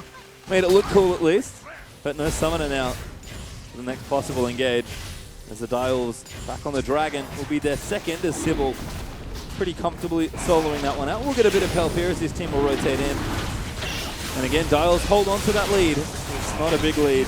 Only 1,000 gold ahead now after Legacy get a couple towers and a kill for themselves. It is definitely a lead nonetheless. A bit of a... You wouldn't feel like it's a lead, though, to be fair. If you're Legacy or Direwolves, no one feels ahead. Or Regret, maybe caught again, does pop the ulti. Fantic dives in for it, but doesn't use the ulti. Kuda now in trouble once again as he's forced to flash out. Now Choo Choo's going to move in. He wants the carry as he finds Sharp. The damage is massive. Fantix almost gets blown up over the side as everyone's flashing in for it. Fantix tries to make it happen onto Tally, but he can't quite finish it off. Tally barely going to live on the other side, I think, as Kuden is starting to fall. 3 members of Direwolves already dead. Legacy decisively win that fight. They do decisively win the fight, but Raze isn't done, and that is for certain. As even though they come out ahead with extra kills, nothing's gained from these fights. They're not fighting for an objective now, they're just fighting for pride. Yep, just a bit of gold there. Tally did fall, so Fantix's play was not in vain, but you can see just how much work Choo Choo's is doing to all the carries of Direwolves, able to lock down Sharp and Fantix in that last fight. And Fantix had no choice there. He was getting so targeted. Yeah, and with absolutely. good reason. Sharp gets targeted, Fantix can't get into these fights and is now forced to go towards a Hex Drinker. Needs some kind of mid-game defensive build. Legacy, they do actually come out reasonably ahead after that turret goes down due to the fight prior. And Carbon coming up massive for his team. Yep, doing heaps of damage there in that fight. Does grab Sterix. More of Malmorty has already completed as well, so he's a big threat on this side. In addition to all the captaining and shot calling he provides. Well, speaking of big threat though, Tally had the 2 items completed. Zonias as well for Choo Choo's. This team fighting capability that you're looking at from Legacy is obnoxious. Blade the Ruin King done for King as well. Ray's not quite up to that bloodthirst that it seems like he's going for. The Direwolves continuing to look for pressure, but I think now starting to realize they need to split push. 2.5 items kind of for Fantix. I like the Hex Drinker first in general. He's getting blown up in these team fights. The King able to take the blue. Direwolves trying to keep themselves in this game, but Legacy kind of flipped that gold lead around. They're almost 2k up now. They were, as Carbon took that tower. Yeah. They evened out the gold at the very least, or put it back in their favor by a small enough margin. Tally's still struggling in these side lanes, and I think realistically, both of these teams are just showing respect to one another now. It's hit that point in the game where it's still close enough to even, but one mistake could really throw you something horribly, like such as a Baron could go down for one error that you make, forced or unforced. And now the mindset could be even playing on these guys because they don't want to make aggressive plays. Yeah, and Direwolves are playing smart here. The No Choose doesn't have the teleport for a little while longer. Sharp is keeping Tally busy in that bottom side, and Fantix is still climbing up once that level 16 especially. Is Carbon Array is going to go in for it. Ulti up. Carbon is going so aggressive for this one. TP ulti not quite enough though. Derex does get popped, but Carbon stands his ground. You can't kill Carbon, but what they do is show 3 members mid. Gives Sybil enough time to work his magic wherever he would choose. And at this point, Direwolves knowing exactly where Carbon is. Good time to fight. Carbon going to get tagged. Doesn't have the Sterix proc anymore. Culling does miss as Carbon flashes to the safety of his wolf pit. But a little too aggressive there for Legacy. Direwolves now with a bit of momentum. Able to get pressure down wherever they choose. Absolutely, they've got some time. Only a small amount of time, but it's enough to secure vision control at the very least. Sybil as well, answering in this top lane is a big question mark to me. Probably shouldn't be. Yeah. Not sure, as we do have another tweet, this time from Carrot Colossus. These fights are just so darn close. This game could still go either way. I'm inclined to agree, given what we've seen so far. And now Kuden, maybe not so much, does stand behind me out to safety. And teleports are coming in. We have a fight on our hands as Sharp. We're going to move into defend. Tally's there as well. That's all the TP's down. Choo Choo's one will be back up relatively soon, but that fight dissipates about as quickly as it started. The fact that 2 teleports were used, not 3, sings an advantage in Legacy's favor because Choo Choo is now able to split push. They may send Fantix to deal with him, knowing that Sharp can't teleport in response, or they just have to group and give a split push advantage to that of Legacy. So a small victory, nothing that translates to gold whatsoever, and you're absolutely right, Carrot Colossus. These fights could go in any direction, and it's entirely mechanical. It's a great dynamic as well. Talented players across the board. Direwolves, young and aggressive, love to outplay their opponents. Legacy, a bit more experience, definitely talent on their lineup as well. But you have to think, as the game goes on, Legacy, with their team comp, with their experience, could be favored, but you never count out Direwolves in a team fight, that's for sure. They do some pretty crazy things, but 31 minutes in almost, The Direwolves' big surge is yet to come. They're patiently playing this one against Legacy. And you have to maybe think about the dynamic by having a Zed and trying to scale it to late game without any type of teleports. They can't really ever commit to the split push. If they do, then they run the risk of being engaged on elsewhere because Fantix can't make it. They've got a Lissandra to counter that as well. They can also build QSSs for team fighting. So what is the actual answer here from Fantix besides being an absolute mechanical god? Yeah. I mean, And now playing everyone. Teamfight Zed is a thing, but it's a tricky thing. Fantix probably going to want to start things off with rank 3 ulti, but has been busy grouped with his team. Direwolves are trying to get some stuff done here. But it looks like Dragon maybe where they look to next. It's going to be their third one in a row. If they are going to play it patiently, Dragon is not the worst win condition at this point. I can tell you that Fantix, if he gets an ideal team fight off, will be using the ultimate on Tally on this gangplank, so keep your eyes peeled when fights break out for that. Well, let's see around the Baron area. Sharp maybe called out. Does pop the Wild Growth. Forced to flash out towards his enemy side of the map. Will get locked down by Choo-Choos and King able to collect it. Kuden going to try and keep them out. Zibble running away as well. Regret pops the ulti. Kuden a little bit too far forward as Ray's off to the side looking for a flank. But Sybil now caught. Regret's ulti still ticking away. Repel's going to move Sybil back down. He did go into Hulk, excuse me, so it's actually quite tanky. But Ray is just playing so far forward. Dashes over the Wraith Pit into safety. Yeah, wow. And again, another fight where Fantix gets a kill onto Carbon, but Legacy and Choo-Choos in particular get a kill onto Sharp. 1-for-1. But Legacy still find these slight advantages, or do they? Well, Direwolves starting to answer back here. Perhaps not, as Direwolves did get the Dragon.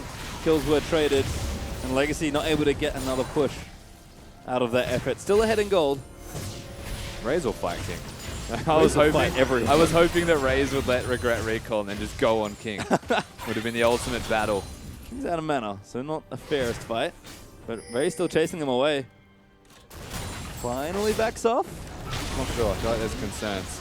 Carbon's positioning in this fight was a bit awkward, given where the rest of his team were going. The flash in particular from Sharp away from his base actually draws them all away from Carbon and kind of gives them a free pick in response. Well, Sybil playing up again. Direwolves now starting to play around the Baron side of the map because Dragon is down for a number of minutes. Looks like they might be executing that split push. Braum, Elise, Lucian, not too bad as far as trios go, but only one teleport could make this tricky, and both of Legacy's TPs will be back up shortly. Choo-Choos has his, Talus will have his very, very soon. In fact, I think he has it right now. Yeah. But Fantix is massive, and it only gets scarier from this point. He definitely is. 3 major items done. More of Malmortius is a very efficient item at the moment, even for Assassin. You get that armor penetration, and Lissandra should not be able to burst you instantly. Ooh, teleport. Could be trouble here. Choo-Choos around the flank, looking for Sharp and Raze. Good GP ulti. Raze flashes instantly. Choo-Choos goes in for a massive ulti there onto Raze as he explodes. Carbon pops the ulti in to take out Sharp, and Legacy 5v3 now. You know, my favorite thing about that entire moment was Raze bought a QSS the second he died, because he knew exactly what he needed to get out of this. A Bloodthirster is not going to cut it against the burst that Choose has. And just like that, Legacy, they find a pick, they work towards Baron. Yep, 3v5, why not? Sharp there for 30 seconds, so is Raze. Able to set up cakes here as well. Fantix looking for Choose, actually, might just take him out. Good on his, but Fantix, I think he's locked this one down. He does get it, and now he ultis in onto King. Fantix trying to salvage the fight. The Deathmark pops, so never mind, it doesn't. King QSS'd it off, and Direwolves now getting chased out. They may have stopped the Baron, but they lost another one. They absolutely do stop it, but Zed being dead and Alistar as the support, they can go straight back to this. Yep, They've got attack. Didn't stop anything right now. Kuden and Sybil trying to poke in where they can. Legacy 4v2 at this point. Ray's running back. Sharp does have TP. He can join. He will teleport in now.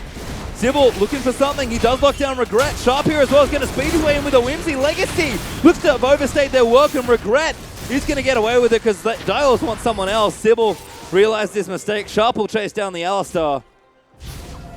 And they do stop the Baron attempt. In fact, they could lose the Baron themselves though.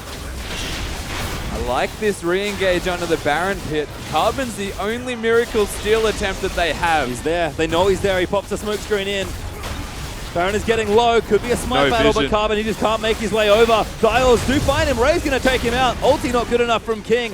And Sybil secures the Baron. Carbon ultis to get himself out of the way, but Ray's chases him down, needs a couple crits, does get them, and shuts down Carbon. And Direwolves, they pick up the Baron. Legacy have completely overstayed in that pit and they're forced away. And as a result, good decision making gives them the advantage.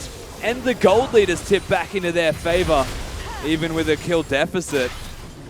Fantix making it all happen. Yep, had to do a lot of desperate things there, but got the kill he needed, bought enough time, and Sharp with a heroic TP turns that around, and Dials are able to get themselves the Baron and get the gold lead back. What did we say about this game being close again? The third time now the gold lead has changed hands as Dials have it once more. Legacy going to have to weather a bit of a storm here, so we'll see what Dials do with their Baron buff. And that was the Legacy power play. They teleported in with the Lissandra before Raze had a QSS. They instantly killed him and they moved to the Baron. They should have maybe looked towards other objectives. Problem is the waves weren't set up, the minions weren't properly there. And they do have to go to the Baron. They get forced off. Yep, Sharp and Razor grouping up on this turret. Sharp, though, he's going to get knocked back in. Choo-Choo's is going to move in as the ulti's out from Sharp. Fantix blows him up, though, as Raze able to collect him for the kill. King, though, does take out Sharp for the trade as Dials are just diving in onto them. Sybil is massively tanky on this front line, but he's got nowhere good to go. Does move it back down, has to duke out the barrels. Raze able to move it out as Fantix has thrown out shurikens. King eats a cocoon. That's a big mistake, perhaps. But he does shift to safety. Once again, a very close exchange. These fights are so close. Choo-Choo's goes down, Sharp goes down, but the Baron buff is still on Direwolves and they're not stopping. Yep, Fantasy with ulti as well. So Dials do get the turret lead, 4-3 now. See what else they can get done with the Baron buff. Top side could be easy pickings here as King's going to ulti it, but Fantix should make it there in time to be able to take it out. He doesn't know. Yeah, not enough vision, doesn't feel safe. That is also an unbelievably large amount of red dots in that bottom lane. There's at least 20. Well, Dragon is the first order of business here. Dials actually looking to snowball to a 5th Dragon game, perhaps. As Fantix does show his head again. He sees 4 mid. He's going to push the wave back in. He's the biggest wave ever. I'm Yep. sorry, that's like chicken pox. Here comes Raze. He's going to swoop in for a lot of juicy farm. Please show me. Raze. Oh, no. No. I'm heartbroken, honestly. I am. Well, he's clearing out the minions. Raze, good healthy CS numbers here, like we expect from the Direwolves. Fantix did not get the top tower though. He'll reset the map once more. But everyone is massive on this map at this point. King even chasing in aggressively. TP once again. Sybil though, going in for it. King actually almost gets tagged off by the Braum passage. Sybil locked up though. Shuts on there as Kuden fires in the ulti, but GP looking for a Fantix. He just can't get in on the left side. Choo-Choo's though, getting taken out. Ray's able to collect him. But this is going to keep chasing through Dials. Fantix needs to make the right play here as Raze gets chased out. Moves his way over. Fantix still hunting. Keep your eyes on Fantix though. Direwolves, they can't get their way into the fight, but Legacy, one more time, they come out only mildly ahead. But this time they've got a minion stack. They don't go towards the Baron because it's not there, and oh my. Good dive onto Fantix, but not enough damage. King firing at the turret instead. Little low on mana. Kuda moves in to defend. Raze here as well, they'll chase. Fantix though eats a Q from Graves on the way out, has to recall. And Tally preps things in the bottom lane, but once again, minimal teamfight win for Legacy, a no objective conversion. What a tense situation as well. Every single fight has just been that close to tipping in someone's favor. But both teams, they engage and disengage with such effectiveness that no one's getting a clear-cut advantage. 500 gold is the difference between these teams at 40 minutes. Ridiculous. Absolutely ridiculous. And don't forget, it's still game 1. So plenty of action to follow here, as we still don't know who's going to take this on. Direwolves, they have Dragon to look for. They know, or at least I imagine they're confident in their ability to outplay in some of these team fights, but Legacy, they can stop the Dragon bleeding. That's probably the most important thing for them right now. Yeah. Then they'll scale so well. Tally is massive at this point. In fact, I've already said it, everyone on this map. So many items already completed. Yeah. It's just a matter of execution at this point. Dials have one opening they can look to when Dragon 5 rolls around. The Baron's going to be a problem. Death time is getting real long. The fact that there are Asterix gauges and QSSs across the entirety of the Legacy roster makes it so much harder for Fantix to get anything done. If they can control sideways here, Legacy, work around those teleports and make sure that someone has to respond so they can get dragons, I mean, this 5th Dragon could be a desperate team fight here from Legacy if Direwolves have the position advantage or vision control. They've got an actual defined way to win this game, Direwolves. Something that Legacy aren't representing themselves. No, not just yet. They've got all the tools. It's just a matter of what do they actually do with them at this point. Fantix has started to push in topside. King going to move up to answer that. But these inventories are starting to get stacked. We're running out of space to put in new items. Looks like Fantix on the way to item number 5. Ray's doing the same. While we have a moment, have to credit Rays for always being able to last hit minions better than almost anyone I've ever seen. I don't understand how he gets so much farm, but he does. Yeah, he's an absolute farm fiend. This guy just gets them all, and wow, yeah. Look, It reminds me of King from last year. that's Just sit the one- sideways and get farm. Look, it's the one comparison that you will continue to draw when you watch the Direwolves play. They've got a young mechanical AD carry who's playing with the Direwolves, so that's your natural plan of attack as an AD with this team. And it's funny, you watch the way that King has now joined Legacy from Direwolves, and his style has changed a bit. Yep, playing a lot more like a Legacy player. I suppose what we expect. Not a bad game from King by any means. Has the lion's share of the kills, in fact, at 506. Only Carbon has more than him with 6. Yeah. The major thing, though, is that when the gold hits about 70k, everyone's at full builds as is, so the kill share, I guess, not as big a deal. And now Sharp starting to realize that, hang on, maybe I don't have the advantage in this lane anymore. Tally has scaled all the way up. Sharp is probably the weakest point of this Direwolves team composition right now because he has an offensive item build. No Zonias, no Abyssal Scepter, only the Rod of Ages to speak of.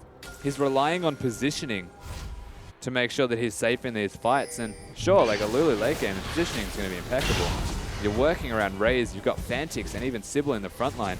But one mistake or one capitalization from Legacy, and that could go out the window. Yeah, it's been high execution across the board, especially for the Direwolves team comp. Regret caught.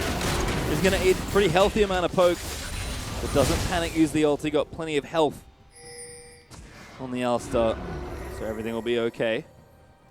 And again, one catch will change the tide of this fight, but I feel like we're building up to a big 5v5. And I don't quite know where to put my faith just yet. These teams have been playing these fights excellently. One thing that's very underrated as well, Legacy, having this Alistar, having the Windspeaker's Blessing as well, and having a Locket is ridiculous amounts of AoE resistances. It's like 25 and then the Aegis to boot. Like, people are so tanky on that side, and realistically, having an Ezreal, Lissandra, Graves gangplank, you don't look at them and think they're tanks.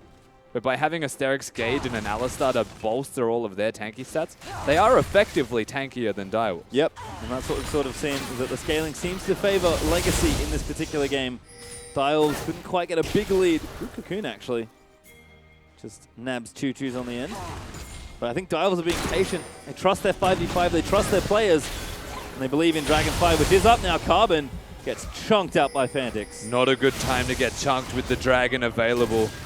Carbon does need to stay, and he's going to lose a lot of health to this Dragon. Legacy are committed to this Dragon as they need to stop it. Sharp on the other side is trying to fight 1v2. Regrets pop the ulti, he's gone in for it. Carbon still getting low as the Colling's going to zone out. Tally Choo-Choos tries to make a massive play. Raze almost goes down, but he's able to get out with every single button. Fantix, though, getting locked down there. Legacy leap into the action, and that's not going to save you. Double kill there for King. Choose is a monster right now on this Lissandra. Direwolves aren't down. They're going to continue to stay in this game, but that's the Dragon diffused at the very least. And with 60 seconds on Fantix, this is a big power play opportunity for Legacy to cement a gold lead. Yeah, it feels like finally they've got some space to break some structures here. 3 people down. Kuden the first one up in 20 seconds.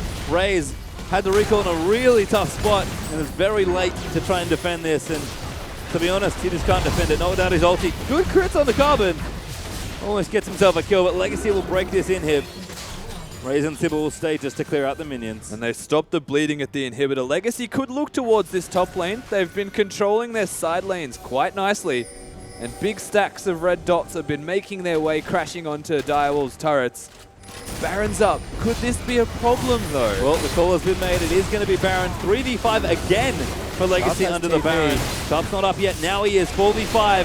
Maybe 4v4 with the Baron there. Raze with good damage. Baron does go down. Sybil moves in to try and steal it, but he's too late. Kuden gets a massive 4-man ulti, and Sharp needs to do everything he can to protect this. Lucian Raze has to go off here as Kuden is already dead. GP gets the double. Raze though, trying to make it happen, gets one. Shutdown lands. That's Chu's dead as well. Direwolves fire back. Raze is trying his absolute hardest to keep his team in this game. The amount of damage that this Lucian is doing is ridiculous, but the Baron is secured by Legacy once again. All of these fights are so close. We are about to see the other one. Sharp actually missed positions again. He's looking at a GP and a Lissandra, so he has to use the ultimate flash on himself, and that's where Direwolves really do start to crumble. This engage from Choose, absolutely ridiculous. Coupled with an Ezreal ultimate, takes down someone pretty much immediately. Sharp, not long for the world, and the target selection swaps the Fantix. Raze again, trying to maybe single-handedly carry this team. Gets aggressive on the blue buff. King does get it though. I actually like this transfer a lot. Who doesn't really need it. King will heavily benefit from the buff this late into the game. And Legacy still with initiative. Got Baron buff for a little while longer. Gonna look towards bottom, and Direwolves right now have to sort of turtle up, clear their creep waves, and look for their next opportunity. One inhibitor in the middle inhibitor isn't actually a game-changing thing right now. We're still looking at 47 minutes in this game to come down to one team fight. Getting flashback to the last time these two played. Yeah. It was actually the middle of the Split game in the summer Split last year, where it went to 50 minutes and was a crazy backdoor fest almost. Yeah. It's happening again. Well, there's still time for crazy backdoor fest, even in this game, as Legacy do move themselves aggressively to this tier 2. Sharp here to defend, but that's how we're not long for this world. Raze pops the ulti, carrying out what Baron up minions he can, but the tower will fall. Choo-Choo's with the TP in the mid. Legacy's starting to really abuse the double teleport they've got. Absolutely, they've got split push options. Once GP found his power in items, very much capable of grouping with the team. This is where Lissandra can most effectively split out of all members. Legacy, they haven't stopped the pressure on this bottom side just yet. They can't look top though, as Direwolves have got the minion stack in their favor. So they're very much restricted at the moment. Alistar again caught, but it doesn't really matter. The damage just isn't quite there. Doesn't even use the ult, he gets chunked to half health, and we'll get that back pretty quickly. It's unfortunate. Normally that's your dream as an assassin to kill a squishy support, but Alistar is not a squishy support. No, not at all. You have no chance of taking him down, especially as a Zed. You can just pop the ultimate. And King's going to try his best to get some kind of advantage back to them besides bottom. Very hard to break this base though. Direwolves, they can hold on. Yeah, they have. Sybil even moving up. Puts a ward down. Going to try and meet the wave early. As the Direwolves do move back into defend. As a note, Raze does have Phantom Dance, by the way, so I think he did 100% crit. Yeah. Full build. He does so much damage. Carbon may be caught. Doesn't use the Q assess, doesn't panic. For the Direwolves, they're looking for something here. Legacy, they know they have to be patient. Raze, though, eats a barrel to the face. That costs him about 40% of his health. Fortunately, Raze does have life still to keep himself in this. Still a dangerous game the Direwolves are playing. Yeah, look, that was one. That life steal is unbelievable. Yep, does a lot of crit, remember. So he's going to cancel some backs here. Choo-Choo's eats a healthy amount of damage. Has a flank as well. Tally is top with no TP. Carbon popped his QSS. This game is really tense at this point, but Tally has to answer the push in topside. Direwolves finally get a breather. Yeah, they finally get some breathing room, as you mentioned.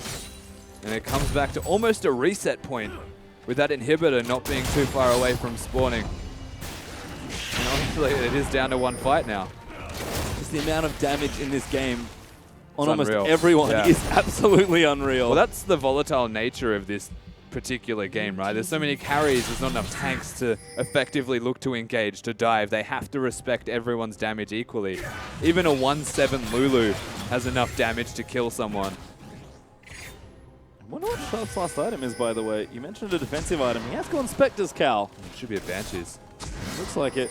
Quite Zonia's, but I guess that makes some sense. Vandix fighting Carbon, though. The Carbon is happy to stand his ground. He is tanky. Vandix knows not to overcommit. Regret maybe caught, though. Pops the ulti. King off to the side as the teams look to collapse here. Good disengage there from Direwolves. Vandix moves back in with the poke. Carbon maybe caught out, gets crit almost. Choo-Choo's goes back in though. Huge damage on the Raze, but he's still alive. Regret with no ulti as Fantix dives in, but gets taken out by King. A battle of 2 carries here as Raze needs to cut this fight out. Pumps are calling once more, but Legacy take the advantage. 3 kills for 1. Legacy get all of the kills that they need. Raze and Sybil, the 2 people remaining to try and defend the base. I don't know how they're going to go against 4 impeding members of Legacy. At least the inhibitor will fall. That's a long time to defend. Best of luck, Raze just gets killed way too far forward there. And Legacy will swoop in for the kill. Sybil is the only one left to defend for 30 seconds. No way. And it's not enough. Legacy, in a grueling 51-minute game, will collect Sybil for their final kill. Collect the Nexus instead. Legacy win game 1, but it was a slugfest to get there. Absolutely a long-standing affair between both of these teams, and what a better way to start this best of 3 series besides a 50-minute game. That was so close. It was, and for once I felt like Fantix just couldn't do enough in the late game. I think the craziest thing about that game was at all moments, Direwolves, even if they found an advantage, still felt like Legacy had control. Yeah, and certainly did. Looking good there. It did take a long time, but they did pick up the win for game 1, so we're going to throw ourselves some more info back to the analyst desk. Yeah, it certainly did take a long time, but in the end, it is Legacy that are able to take game 1. But what a game it was. 51-minute brawl. And, you know, there is a point in every single game, I feel, that you just know it's going to be an absolute barn burner. You know that it's going to be great. And it was this point for me. This is the first blood. Let's take a trip down memory lane. It was 43 minutes ago. As you roll it out, Choo-Choo's ults himself, and this is the one error, because he thinks without the ultimate, Fantix can't get anywhere, but he outplays everyone, outplays Carbon, outplays Choose. Choose runs back through the turret. Sybil flash cocoons, nails Choose there, and is able to pick up first blood. As soon as I saw that play, I was like, it's on. Like, gloves are off, boys. We're here to fight. And that was a performance. Yeah, that was absolutely unbelievable from Legacy. But you have to go back to a certain tweet that may have come out from King at the start of the show. You may have missed it. I believe he said something along the lines of, there is no universe where we can possibly lose this game. And he was correct. He was, but I have a feeling that was a little bit closer than he was expecting. Yeah, it certainly was close. And, you know, let's look at how this game eventuated, because really good lane assignments at the start of the game meant that Direwolves were able to get off to a good start. This is something teams do against you, throwing that Lulu into the game. Playing Sharp had a cracker. Yeah, I think in this game, Legacy got a bit of the taste of their own medicine. I mean, like, the Lulu and Zed pick were something that Legacy has done throughout the split. Every time they saw a Gangplank pick. And I think till the mid game, like, Direwolves executed it well. Like, their lanes were getting ahead. They were getting towers. But I don't think they pushed their advantages enough, and it kind of stalled out in the mid game. Yeah, I felt like the Direwolves looked like they were a little bit scared. They got sort of the outer ring of turrets, and then it was from there that they were like, oh, but now we have to push a little bit too far forward, and we're unable to quite find that way in. Whereas in a different game, maybe if they were playing it with a little bit more confidence, they would have thrown Fantix into that Gangplank lane straight up. They would have just said, look, we're going to get all of the pressure over to his lane and then potentially build something somewhere else. But it just didn't look like that was able to happen, just with how Legacy were playing for one, but also just how Direwolves are managing to execute. Yeah, look, I'm going to challenge that quite heavily, actually. I think that Legacy took that game back forcefully, and it was through one person that I want to point out, and Choo-Choo's in the mid lane. Oh, man. Had an absolute, like, that game was insane. Like, not only his damage, but the ability to control areas in team fights. We talk about this a lot. Lissandra ult is a big circle. Gangplank, another big circle. You can't enter it. And, you know, the last team fight, which I think Atlas is going to take us through, is actually a great example of how well Choose played. Yeah, so this is well and truly into the late game, and this is something that you may not necessarily understand about Lissandra, is the fact that she does, look, in want of a better word, a shitload of damage. So let's just play this one out, and you can see Direwolves think that they're in a pretty good position here. They've sort of got Regret, he's stunned up and things like that. Carbon now all the way at the front. They think that, all right, we can engage on this Graves. He's probably going to fall down, but Stereo comes in, and look at this damage from Choo-Choo's. Flashes right into the back line. Sharp has to do, Raze has to do everything to get out of the way. And then it's just the Legacy cleanup crew making their way in. And this is what really broke open the game and took things down for Legacy. And man, it's just so impressive out of Choo-Choo's. From what was a difficult laning phase, fell behind early, To come back with that performance in the late game was really, really incredible. Yeah, it certainly was. He had an absolute, it was a great game out of choose. But one man on the other team I think we have to give a lot of credit to is the jungler. Sybil started that game and kept tempo with Carbon, and we've talked about how good Carbon is. I feel if anyone is going to give Direwolves life in this second game, all the pressure is now on Sybil to be able to get his lanes ahead one more time. Yeah, Sybil was unbelievable. Just unbelievable. And look, he built correctly as well. I got a little bit scared, saw the Runic Echoes, and I'm like, oh, Spawn's going to be upset about this because he doesn't necessarily like the damage release, but then builds all of these tanky items and can farm incredibly effectively. And you're exactly right. Kept up in farm for a lot of that mid game and really made himself a massive presence that Legacy had to deal with. And Ryu, the bottom lane, last question on this one, out of Direwolves. They looked pretty good that game. Are you going to change your evaluation of them, Raze and Kuden? They looked all right. I mean, he was on the King was on the Israel, so I'm gonna still side with King. I hope he plays a better carry, AD carry this game round, and lives up to his statement. Well, maybe not necessarily better AD carry, but what Ryu wants is for him to be able to play as aggressively in the laning phase as a Lucian might like to, because he was just saying, oh no, now we've got an Ezreal, so he can't just dumpster on it. But he went 10-0-10. He had a good game. Well, you know the best thing about this? We get to find out because we have game 2 just coming around the corner. 3.5 away, guys. You are not going to want to miss this one.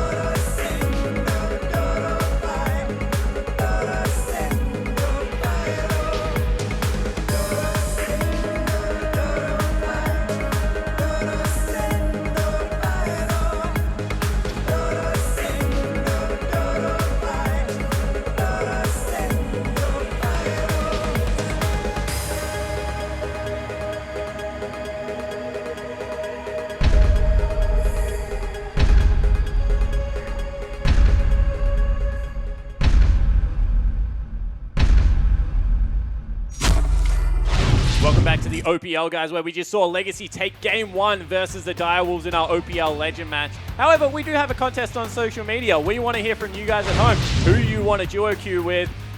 Tell us who and why in the word limit and tweet at lol_Oceania. Use that hashtag IamOPL to get yourself a month's supply of Red Bull. After that performance, I'm going with your boy King.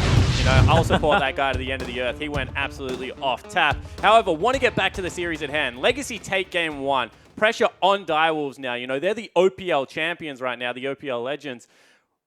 But they've shown against the Chiefs that this is a team that can bounce back. And if ever there was a time to do it, it is right now. Yeah, this is where the Direwolves are strong.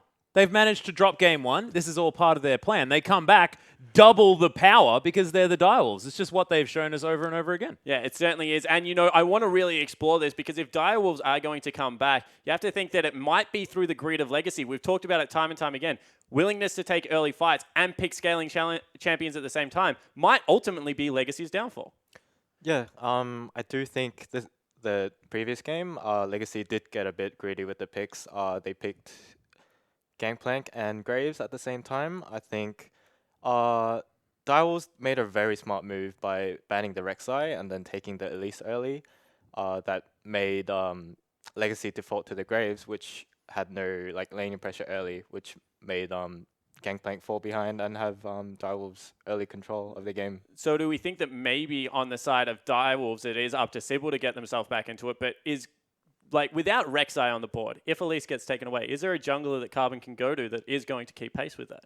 Well, of course there is. It's Carbon. He plays basically everything in the jungle. I mean, we've already spoken about things like the Zac. If you want heaps of CC, he could go back to his Lee Sin if he feels like some earlier pressure. I think that there are heaps of other options. Yeah, because I really think that there was a point at this game where it was 3 turrets to 1 and a 2,000 gold lead. If you allow Direwolves to amount these, I guess, short-term leads, we've already said that we think that Legacy is a team that can get ahead and stay ahead, and Direwolves aren't as good from playing from behind. But if Legacy give up early leads like that, they're always going to leave the window open. Yeah, well, that's the problem. And you may as well just say, well, we're going to execute a little bit earlier on this time and take the game to them. I don't know. Yeah, it certainly could be the case. On the other side, however, I do want to once again revisit the Raze Kuden lane because they went with something super aggressive, Ryu. They went with the Lucian. They went with Braum in this matchup. Do you think that once again they're going to look to, I guess, try and take it to the Legacy bottom lane? That really does seem to be where a lot of the focus is now. I'm interested to see where Legacy goes from this. I think they will adjust their picks. I don't think they would make the same mistake again. Maybe this is the game where they put all the focus on bot and King carries, like you said. We keep wanting to see that, and they just haven't done it for us. So, you know, I'm not going to say it, but if you really want to make me happy, Legacy, that might be a way to do it.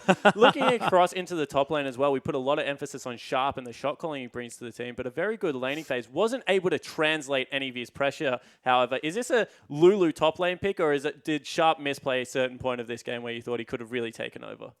I think it was less the Lulu, but the Zed. I think he never committed to split. I mean, to his credit, he was team fighting mechanically, perfectly. He was juggling the fights, kiting perfectly, using his cooldowns. That's the only reason the game stalled out this long, is because he was able to do this team fighting Zed, which shouldn't really happen. Yeah, it certainly did look like Fantix was well on top of his mechanics in that lane. And, you know, time and time again, it looks like Direwolves were going to be put away. But these team fights were just so close, Atlas. And back and forth. If one goes the opposite way, we have a completely different game on our hands. Yeah, and the thing that I'm interested in here is the fact that they had a Zed, which, as Ryu mentioned, Fantix played it fantastically in the team fight, but he's known as a champion that is more likely to peak around the mid game. Once everyone has Zhonya's, QSS, all these sorts of items that can sort of help get you out of all of his problems, then Zed becomes less of an issue. But if Fantix is playing something late game scaling, if he hops on that Kassadin again and can solo carry like he did against the Chiefs, we may have a very different game on our hands. Yeah, well, we certainly could. But either way, we're going to have a game on our hands. Both the teams are ready. Rusty and Pastry are ready. Let's get in game 2 of what should be an absolutely beautiful series. I gotta be honest, after that game, I'm not sure I am ready, Spawn, but we do have game 2 regardless. As that game 1, we said it already, Rusty, what a way to start a best of 3. Absolutely. To go to 50 minutes and not even have a result, so neck and neck, could have been a single team fight to dictate the outcome. Very good way to transition into game 2, and I do like what Atlas mentioned on the desk. I think the Zed was good, but picking it into a 480 carry comp where they can get a Sterix Gauge and a QSS naturally with their item kits make it efficient. The only AP was a Lissandra. maybe a Diana, maybe a Cassidy, Yeah. something that's got a late game or can split push. Yeah, and I think if one way or the other, either go later or go earlier. The Direwolves had pressure Yeah. points there and couldn't quite capitalize. But Legacy's experience does prevail, and the scaling proves true for them. We are going to swap sides, though, and we'll see what happens here in this draft as Twisted Fate and Rek'Sai once again will be banned away. Yeah, one thing you have to keep in mind, Legacy being first pick this time, only get the one option to them, and Alistar is a champion that I think needs to be addressed. Both teams should look at Kalista naturally, but leaving the Alistar available just gave Legacy this added bonus to their team fighting of an unkillable tank. Yeah, Regret doing a great job there on the champion as Quinn is actually banned away by Legacy. Graves will follow for Direwolves, so 2 junglers this time for Direwolves. Yeah, they take away a lot from Carbon this time around, and there's a lot of questions you have to raise with Rek'Sai and Graves gone. Do they first pick Elise Legacy, or do they risk leaving strong champions available for Direwolves to pick up by doing that? Well, yeah, I guess that depends on the rest of the bans, Yeah. as there's Corki.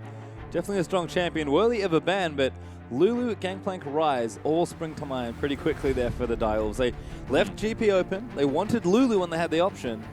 So I have to think they'll probably ban Rise, leave the other 2 open. They also leave open Kalista. They do. They actually ban the Lulu. And Yeah. there's Kalista. Wow. Legacy goes straight for the Kalista there. So Direwolves have a choice of power picks, but Kalista is just such a I feel strong like, champion. so going Kalista almost forces Direwolves now in response to take the Alistar. Potentially deny a really strong just engage combo, give it to Direwolves. And of course there is another champion available, given all these target bans such as the Gangplank, the Rise as well. Yep, so Gangplank is taken by Direwolves. I'm going to take that away from Tally. And they do take the Alistar, which is smart, denying the Alistar-Kalista combo. Curious drafting so far, but Legacy now, the option to maybe take a few more picks away. At least Poppy are very strong. Yeah, Poppy's like the poor man's Alistar essentially, right? You can still engage, you've got knockups that effectively are knockups, right? Yep. You've got a lot of crowd control and you're a tank. So Regret is going to be able to fill a similar role to that of the Alistar from game 1 and what Kuden's going to be doing in this game. And just drafting wise, Legacy being able to get the Elise when having 2 jungle target bans against them almost says either one of 2 things. That Legacy drafted their first rotation so well that it forced Direwolves to get the Gangplank Alistar, giving them the strong jungle pick, or Sybil wants to default to Zac. Yeah, which maybe is a thing. He definitely likes a champion, but we'll see where the Direwolves go with their next few picks here. Draven is being hovered. I don't think Razor's going to play that one, although I did admire his carry play from the last game. He played very well. Mechanically sound player, just couldn't get it done in the end, and this is something that you would preference on Raze a lot more. Yeah, big Ezreal player. King took it away from him in the last game. He couldn't quite get it done with the Lucian. Sybil is going to go back to the Zac, and Raze goes back to Ezreal. It is comfort here for the Direwolves. Absolutely is, and I mean, with 1 pick remaining, and it being a flex pick, Legacy kind of have to blindly go in at least one of these lanes, potentially even both of them. Not knowing what Tally wants to play. Lissandra is still available, and it's always a safe choice. Not knowing whether it's Fantix playing the GP or Sharp, but one thing we have recognized is that Fantix is the GP player of the team. Yep. Whether Sharp can play it or not, Fantix is the best GP player of the team. Most likely going to him. I have to think so, and if Legacy have that info, they've likely at least played against it somewhere along the line, then they'll have a little bit more knowledge coming in. But Rise is also up, I have to remind you. Yep. And that's a big champion for Sharp as well. Rise Gangplank sounds like terrifying solo laners. So Legacy might want to take one away, or at least have plans if that's what they expect from the lanes. Well, that's definitely a hover of a plan. There's Lissandra. Are they going to go back to Fiora as well? Choose is going to take Lissandra once again, and there is the Fiora. Yeah. I really wonder if... No, not that cool. Don't be silly, mate. Of course, the Fiora picked very strong into Gangplank. The Quinn's the other option, but of course they banned it away. So default to the Fiora. Use your riposte on any of the kegs if you would like. Which means that Lissandra is going to be mid lane, assumedly into the Gangplank. Yep. Giving Sharp his counter pick option. Well, I can't imagine that's too bad news for Fantix in mid. He wants to farm anyway, so I'm sure that's fine. It's really just a matter of what Sharp plays. Does he go carry? Does he play utility champions? Probably not playing Mordekaiser. But lots of options here. Give Direwolves 20 seconds. They're taking their time on this pick. Yeah, well, it's a big choice to be made here. They still may be deciding between the roles that they're designating. True. Where does the GP go? They know what Legacy have to offer. There's pretty strong team fighting. They've got split push options this time around. Their 2v2 in the bottom lane is ridiculous. Direwolves need to match it in some way. Well, it is Malphite, not Mordekaiser, that is going to get selected. So Sharp will take the tank into the top lane. Kind of counterpicking himself there. Kind of. Kind of? Yeah, absolutely. Of course, going into the Fiora, you're more inclined to build health. You can't just go for a straight offensive build, but a Sunfire Cape is a pretty staple item, you would have to say, for Sharp on this Malphite. Still gets effective health through itemization and should be fine. It's just that really risky part where Tally split pushing can start to outplay you. Yeah, especially if Carbon comes in with some of that jungle pressure. So I think the Direwolves recognized no more split pushing. Just go for team fights. Well, Give Fantix the gangplank. Make him go off. Give Raze a strong comfort pick. Yeah. Give Sharp a tank. Don't give him a control mage. And just play more aggressively in that mid game. We talk about 25-minute Direwolves. This is a pretty good 25-minute team comp. Absolutely. They've got so much engaged between a Zac and a Malphite, one from even longer range than the other, and can follow it up perfectly. Of course, there's a bit of disarray caused by a Zac Let's Bounce, so there's a chance that Malphite's ultimate misses. It's going to keep that in the back of your mind. There's a chance that it happens, but yeah, look, Direwolves, they've reverted to comfort. They've reverted to really strong team fighting. And as you said, they want to hit that point of power where, as a team, they know they want to start team fighting and just do it. Yeah, and on the other side, we've seen Tally do wonderful things on Fiora, and a lot of pressure is on him. Chooch is back on Lissandra. They've got a strong team comp, but he needs to make something happen with the Fiora. It's probably the split push. We'll see what happens, but you can see our lineups here for this next game. Don't forget to use those hashtags LGCwin or DWin. A massive best of 3 here. Legacy are 1-0 up. We'll see if they can keep moving on. And don't forget to use that hashtag IamOPL. And we have a contest as well. If you want a free month of Red Bull, go ahead and tell us which pro you would like to duel with. It's a lot of Red Bull. It is a lot of Red Bull. Definitely advise entering that If you contest. like Red Bull, it's a good time. As Mr. Al is going to start us off here for our second match of Legacy versus Direwolves. He's looking very cute. And that's about the only cute thing on the riff right now. Definitely don't look to the bottom lane for that Poppy. Not a cute time. Is this one of those moments where you have to give the advantage to Legacy because we're in Oceania and we have a spider? Means he's more dangerous, right?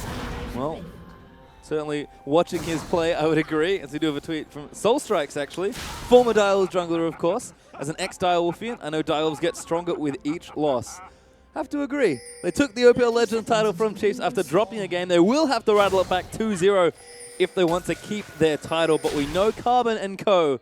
are after that belt. Absolutely. Legacy are level-headed, but Direwolves also bounced back quite nicely after defeats. Sybil actually displaying that with his champion pick. And honestly, Direwolves, yeah, they're like the head of the Hydra, you know? You can cut it off, but 2 grow in its place.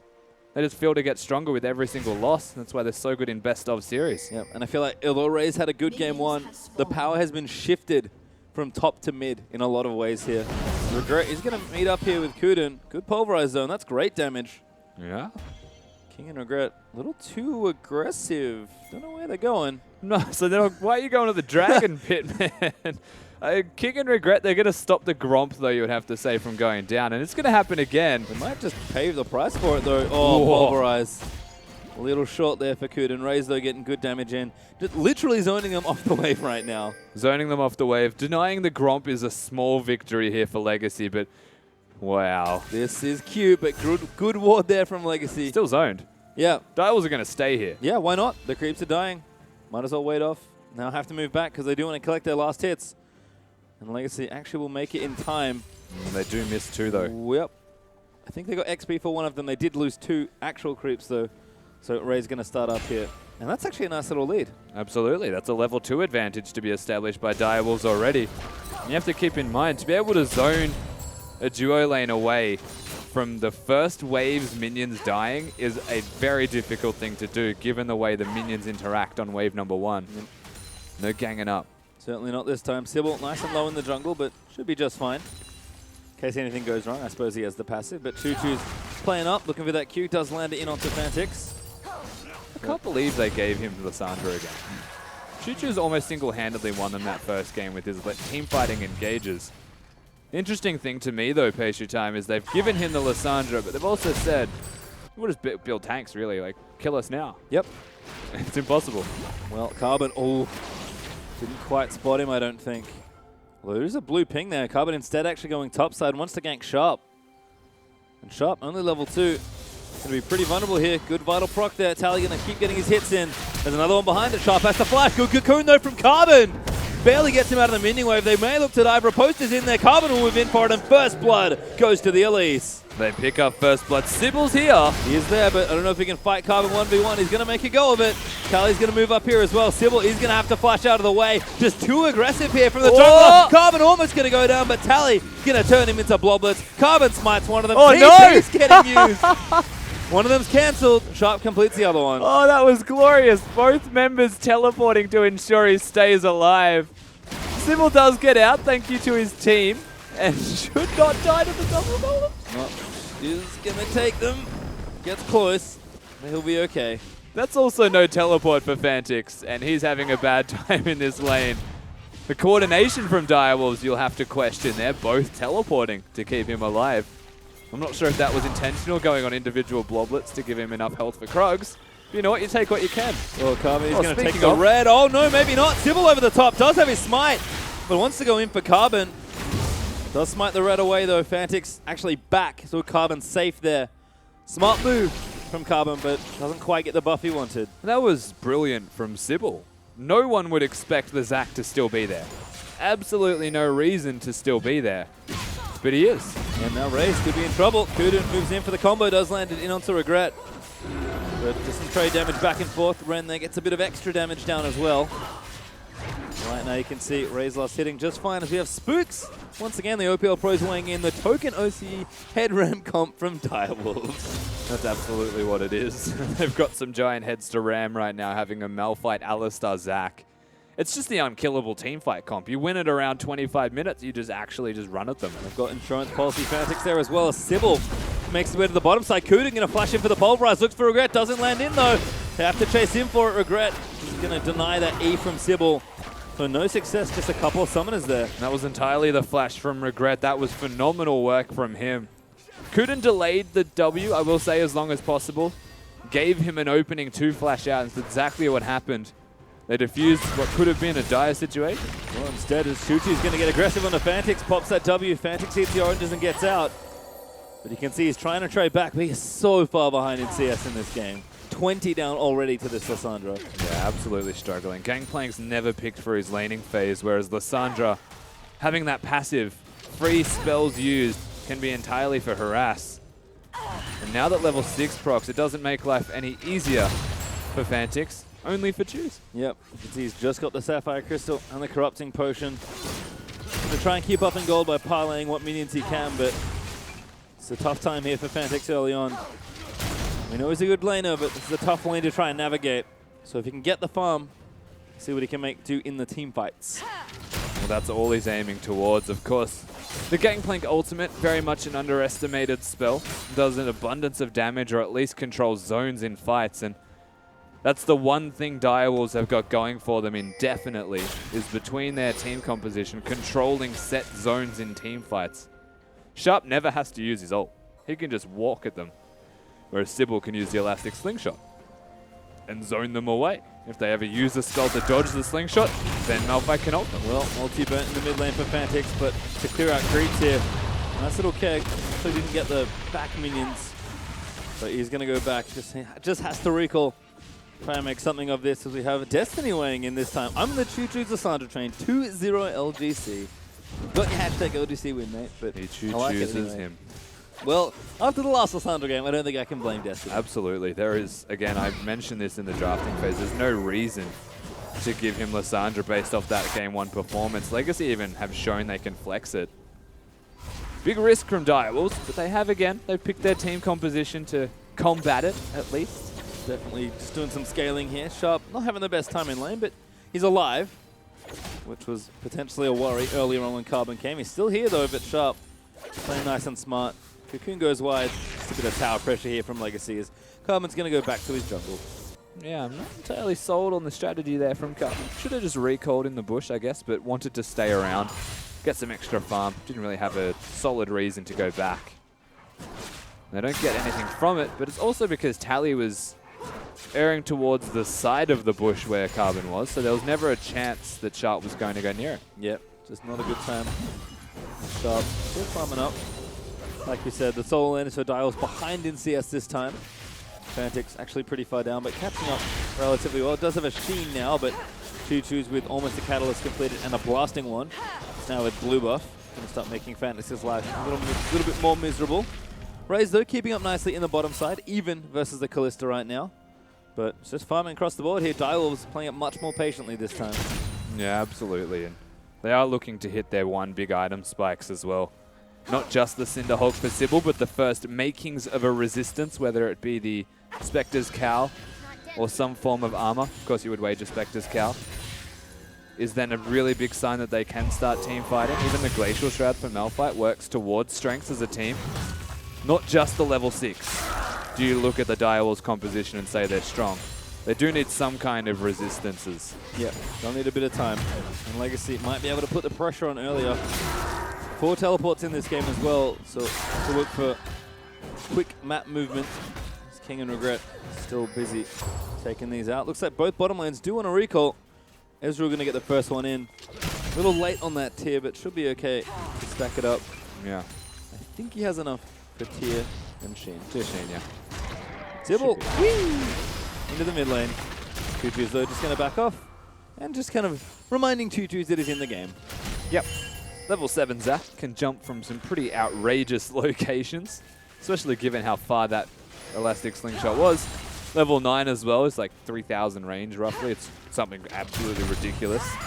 And this is the big strength that you're looking at for Dials right now. They're engaged tools. Ooh. Very nice from Tutu's. Very nice again from Tutu's. Denying the poor barrels. Fanatics are trying to pull the wave, get as much money as he can. Kuden's actually roamed up here. What are you doing, Kuden? Trying to clear a pink ward, but not much success there on that one.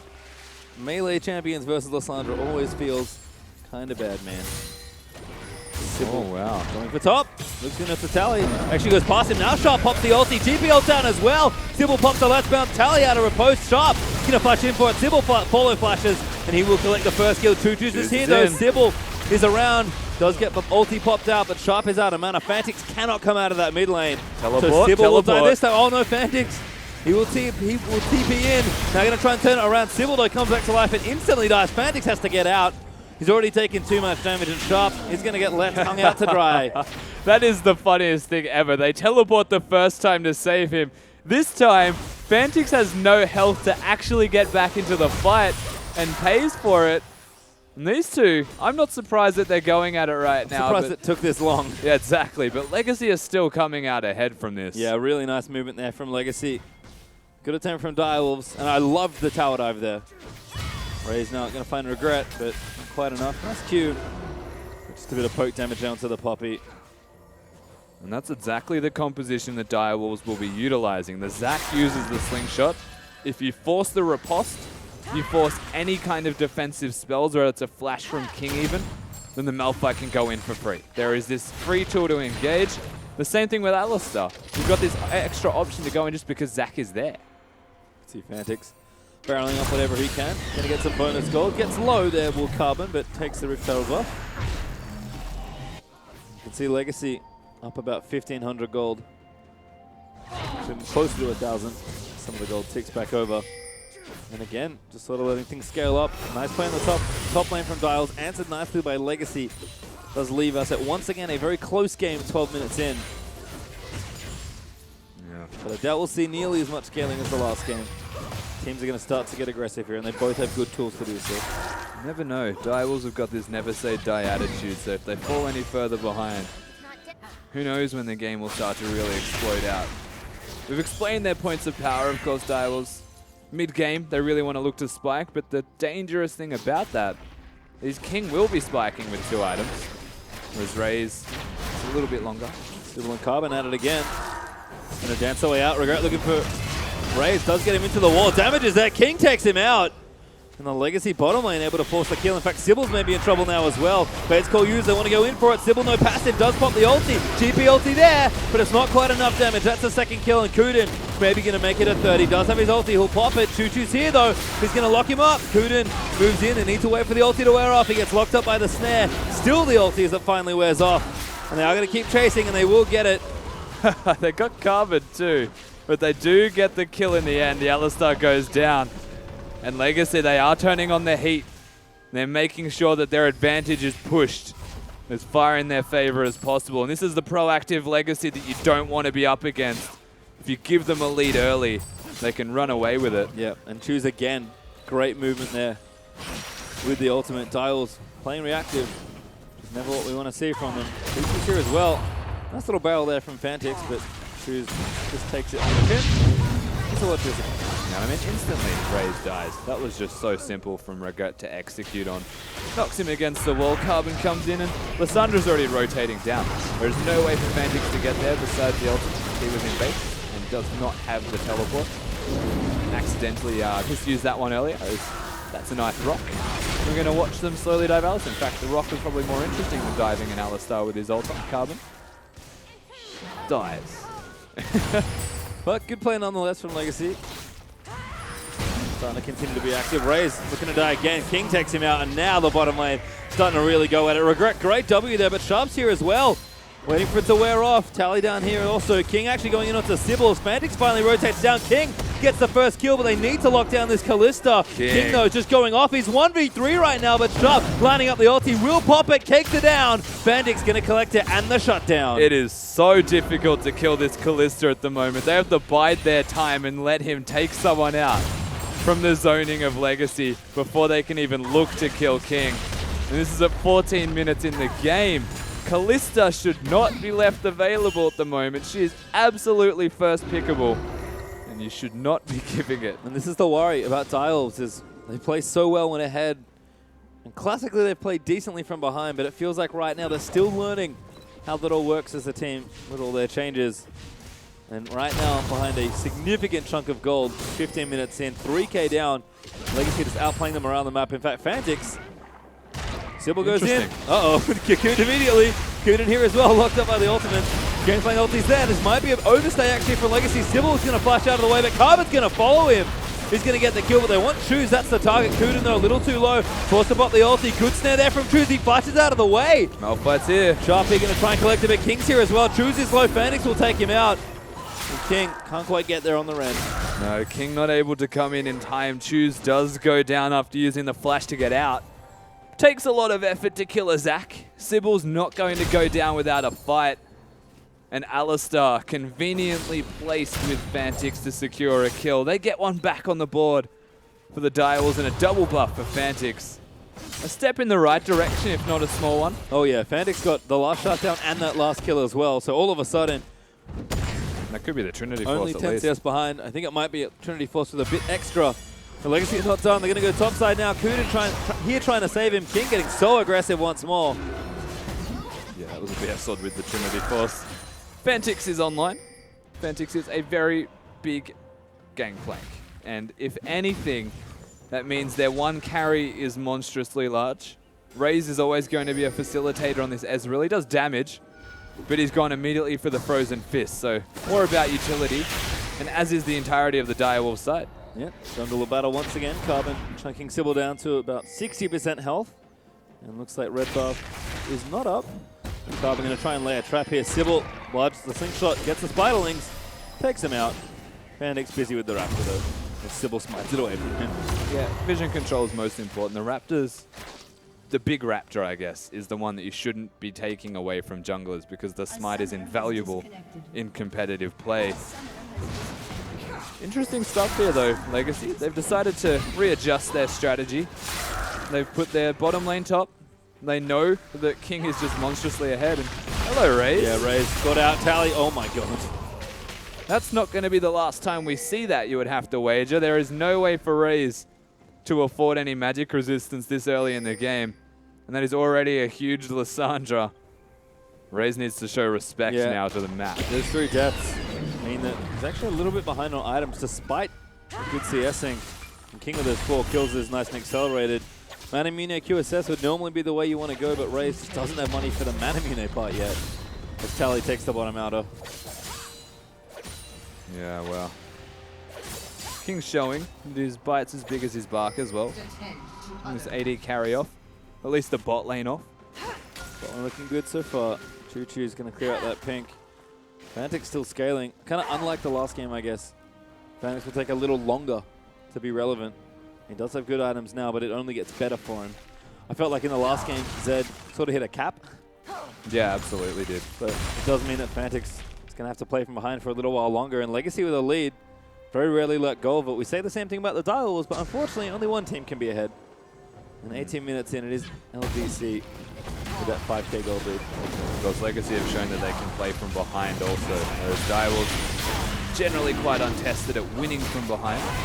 Shown they can at least play from it and be very resilient in the way that they play. But the big learning phase for all of us watching Direwolves play this game right now. The lead's not a big enough deal to say it's game-changing. And with the team comp that Direwolves have, they should be able to work their way back into this with a solid team fight. But it's only getting harder from here. Yeah, and we've seen Legacy's team fighting still on point. Played together so well as a team despite quite a few new changes. And now assaulting this bottom tier 2. Once again, it's Legacy's macro play that seems to be getting the better of Direwolves. King is just unrelenting here. DP uses that ulti, but that's not going to save the tower. Rift Tower buff used nicely there. And 3 towers now for Legacy. Dial still with 0. And they're running out of safe spaces to farm. Yeah, absolutely. It's just control from Legacy on the entirety of this map. Vision control, execution of sieges, execution of skirmishes as well. Feels like a very clean-cut and crisp game off the back of their Game 1 victory. And it's mostly Carbon once again. Yep, you can see Sharp and Sybil actually, the Bash brothers, looking maybe to gank Tally here in top lane. Sybil's going to walk past the ward. Sharp walks the short way. And Tally already backed away. Kuden's here as well. That's a lot of people to try and take out a turret. Legacy should have time to respond here. Carbon going to make his way up towards that side of the map. It's a good rotation to work towards this turret. They will have a lot of time and should be able to get this one down. You'd assume. Well, Legacy, sorry, going to fight them off. I think Chew's poured it in. There he is. Looking for Sharp, perhaps. Does go in, locks him down. Sharp's taking a big amount of damage. There's the ult down. Sharp, ulti's out of the way, but I'm not sure he's safe there. Bandix is here. Gets the barrel down. Huge amount of damage in there. Regret low. As Chuchu's gets chunked there as well. Kuden going to try and make a play as Carbon. Here's the first target here. Tally going to dive back in. He does challenge Bandix. Sybil, though, looking for that re-engage. Tally doing so much work, but Sybil does dive back over to zone them away. And now Sharp's back. He doesn't have an ulti, though. Raze flashes forward. Needs one more Q, lands it, but it's not quite enough. Goes in for it. Tally blocks the Qs to protect his support. And only Carbon dies as King here for the cleanup. He's spotted, though. Easier said than done. The tower still stands, though. King could brute force his way into this. Imagine if he had a Runes, but he doesn't quite now. Fandix, though, getting low. Will get shut down as Chuchu's going to try and make the difference. Chuchu's popping the Zonyas. Zach will just dissipate into Bloblets as Raze gets taken up by Lysandra. The fight's still going. King pops his ulti. They go into Kuden on the backside and Sharp on the front. King rampaging through. There's the double for Kalista. He's going to chase down his final kill. Can he make it the triple? Sharp has very few spots left to run. Q lands in, Ren there for the slow. Tally's here as well. And whose is it going to be? It's going to be Tally's. There's the ace from Legacy. And King showing off his mechanics yet again. The AD carry for Legacy steps up, but so does the entirety of Legacy. That was the one moment where Direwolves had hope. A massive gangplank cake to kick it all off. But Sharp had to use his ultimate defensively, and that was the difference between winning and losing that fight. Well, GPLT not enough to steal Baron. Everyone from Legacy gets the buff, and all of a sudden they're almost up 10,000 gold in this game. And Legacy have really picked up the pace. I feel like they've cleaned up some of the earlier, the stuff from game 1. Definitely playing much more decisively in this particular game. And all it really needed was Fandix to give him a bit more of a window just based on the champion he wanted. I mean, I feel like the answer is simple, though. They targeted the jungle with their bans. Carbon's still got a jungler he's quite comfortable on. But they gave over Kalista by targeting Carbon with those bans. And Kalista is just overwhelming. Yeah, King's Kalista especially. Does have the Runins now. Actually went Spectre's Cowl. Banshee's the counter to Malphite. Doesn't need the QSS, so take the Banshees. Same theory, I guess. Well, it's more of a direct counter to Malphite, though, because he can't outright engage. Nor can Zach. Even Pokemon gets sad. He's like, oh, yeah, I gotta keep it first. Can't cheesecake. But that's why Ezreal's there. So actually quite good at taking out Banshees at least. Yep. Well, Legacy continue to grow their gold lead. Getting very close to 10k up. As Kuden caught out. Does eat a Cocoon. Carbon going to chase in for a bit of damage. Just some poke.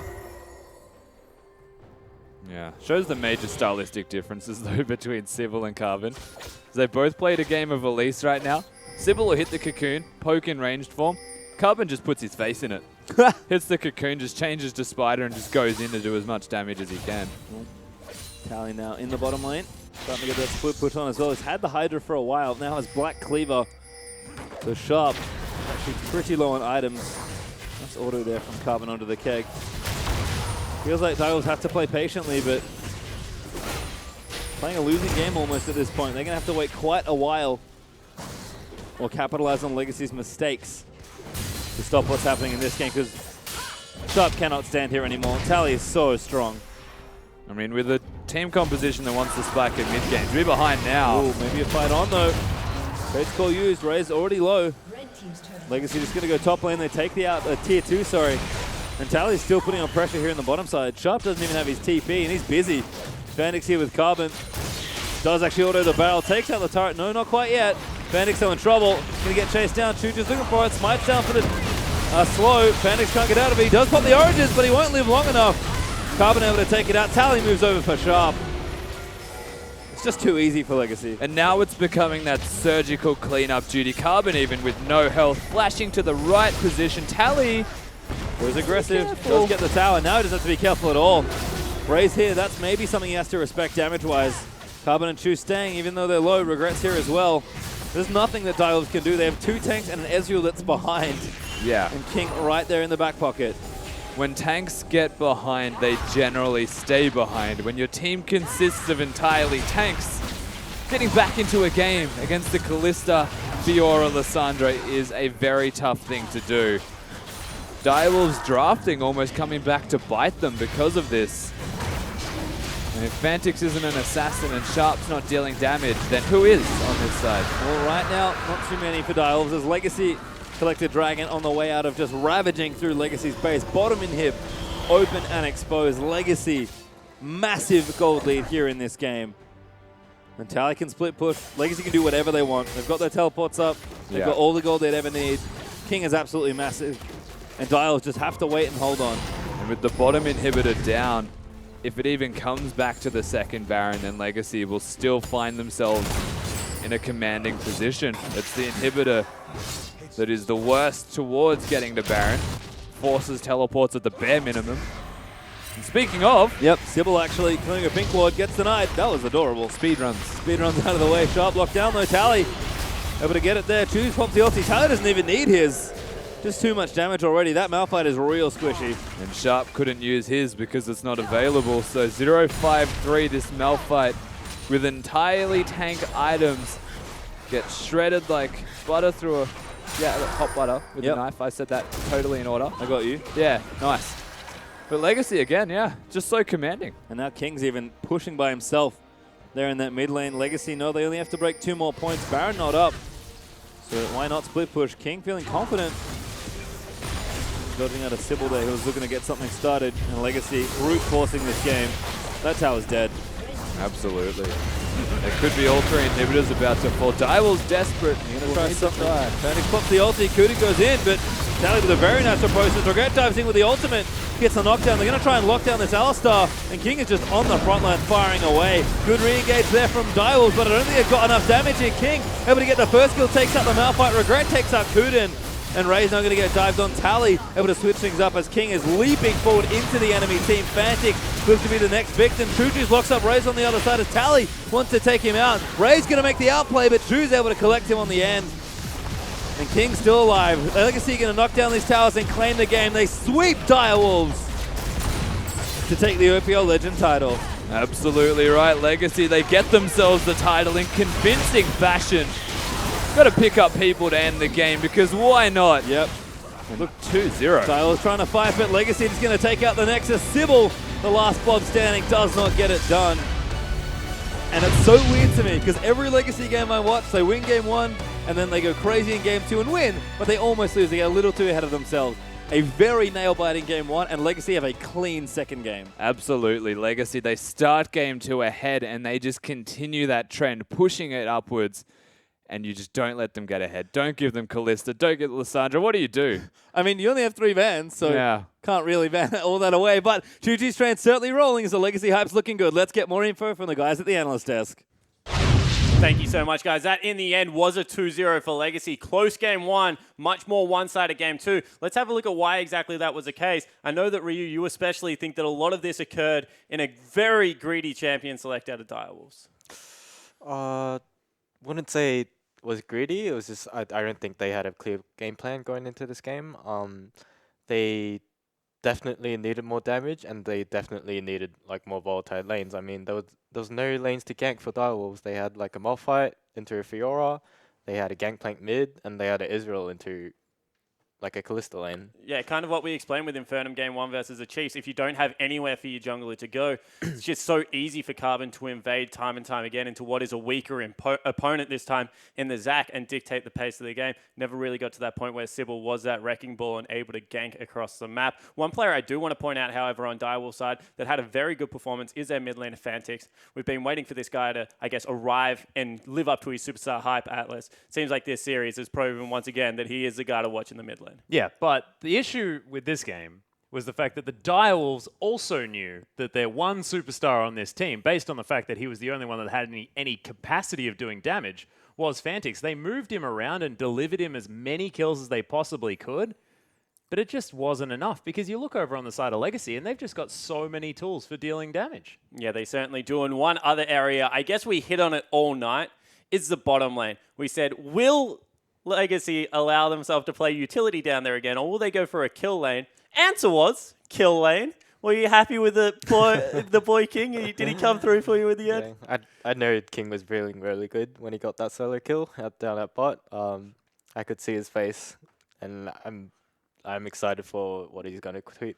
Yeah, well, this what he's going to tweet. Oh, God. Yeah, no, this actually allows us to look at Legacy as a whole moving forward. Now they're the OPL legend, you know, they were able to take it off Direwolves exactly how they said it was going to be. But we've seen time again, they've got the Fiora in the top lane. They've got the Gangplank. Tally can carry. Carbon can carry. You look down the list. Choo Choo's had an amazing set. Now that they've said, you know what, we've got an aggressive bottom lane, let's use it, for Christ's sakes. Now King can carry. How do you stop this juggernaut? I'm not entirely sure. And King, I mean, I actually thought, based on his tweet that we saw earlier in game number one, saying that in no dimension can we lose, I'm starting to believe him based on his performance alone. I know it was a grueling game number one. He died once in that whole series and got upwards of 20 kills, something like that. Just utterly ridiculous. When King's on form, he's most definitely on form, but I think it's consistency that might be the problem for the guy, which is why he's not necessarily the one carrying every single time. Yeah, it certainly could be. Ryu, when are you penciled in to play Legacy next? Have you got it marked in your calendar? Don't know it. You don't actually know? Wow, that is how confident the guy is. He's like, you know what, we just take it week to week. We don't really mind. It's going to be what it is. It is, I think, round about Super Week that you guys play them. Yep. I think a little bit after. However, guys, that is all we have in store for you tonight. We do actually end up with 2-2-0s. It was the Chiefs picking up one versus Infernum, as well as Legacy picking up the second one. So as we look ahead to tomorrow's matches, it is going to be Sin versus Trident in our last match. Of course, Hellion started us off the week with a win over Avant 2-1. However, guys, as I said, that is all we have for you tonight. You have a new OPL legend. Chiefs and Legacy both come through. Looks like order is kind of restored in the OPL. We'll find out if it stays that way tomorrow night at 7 p.m.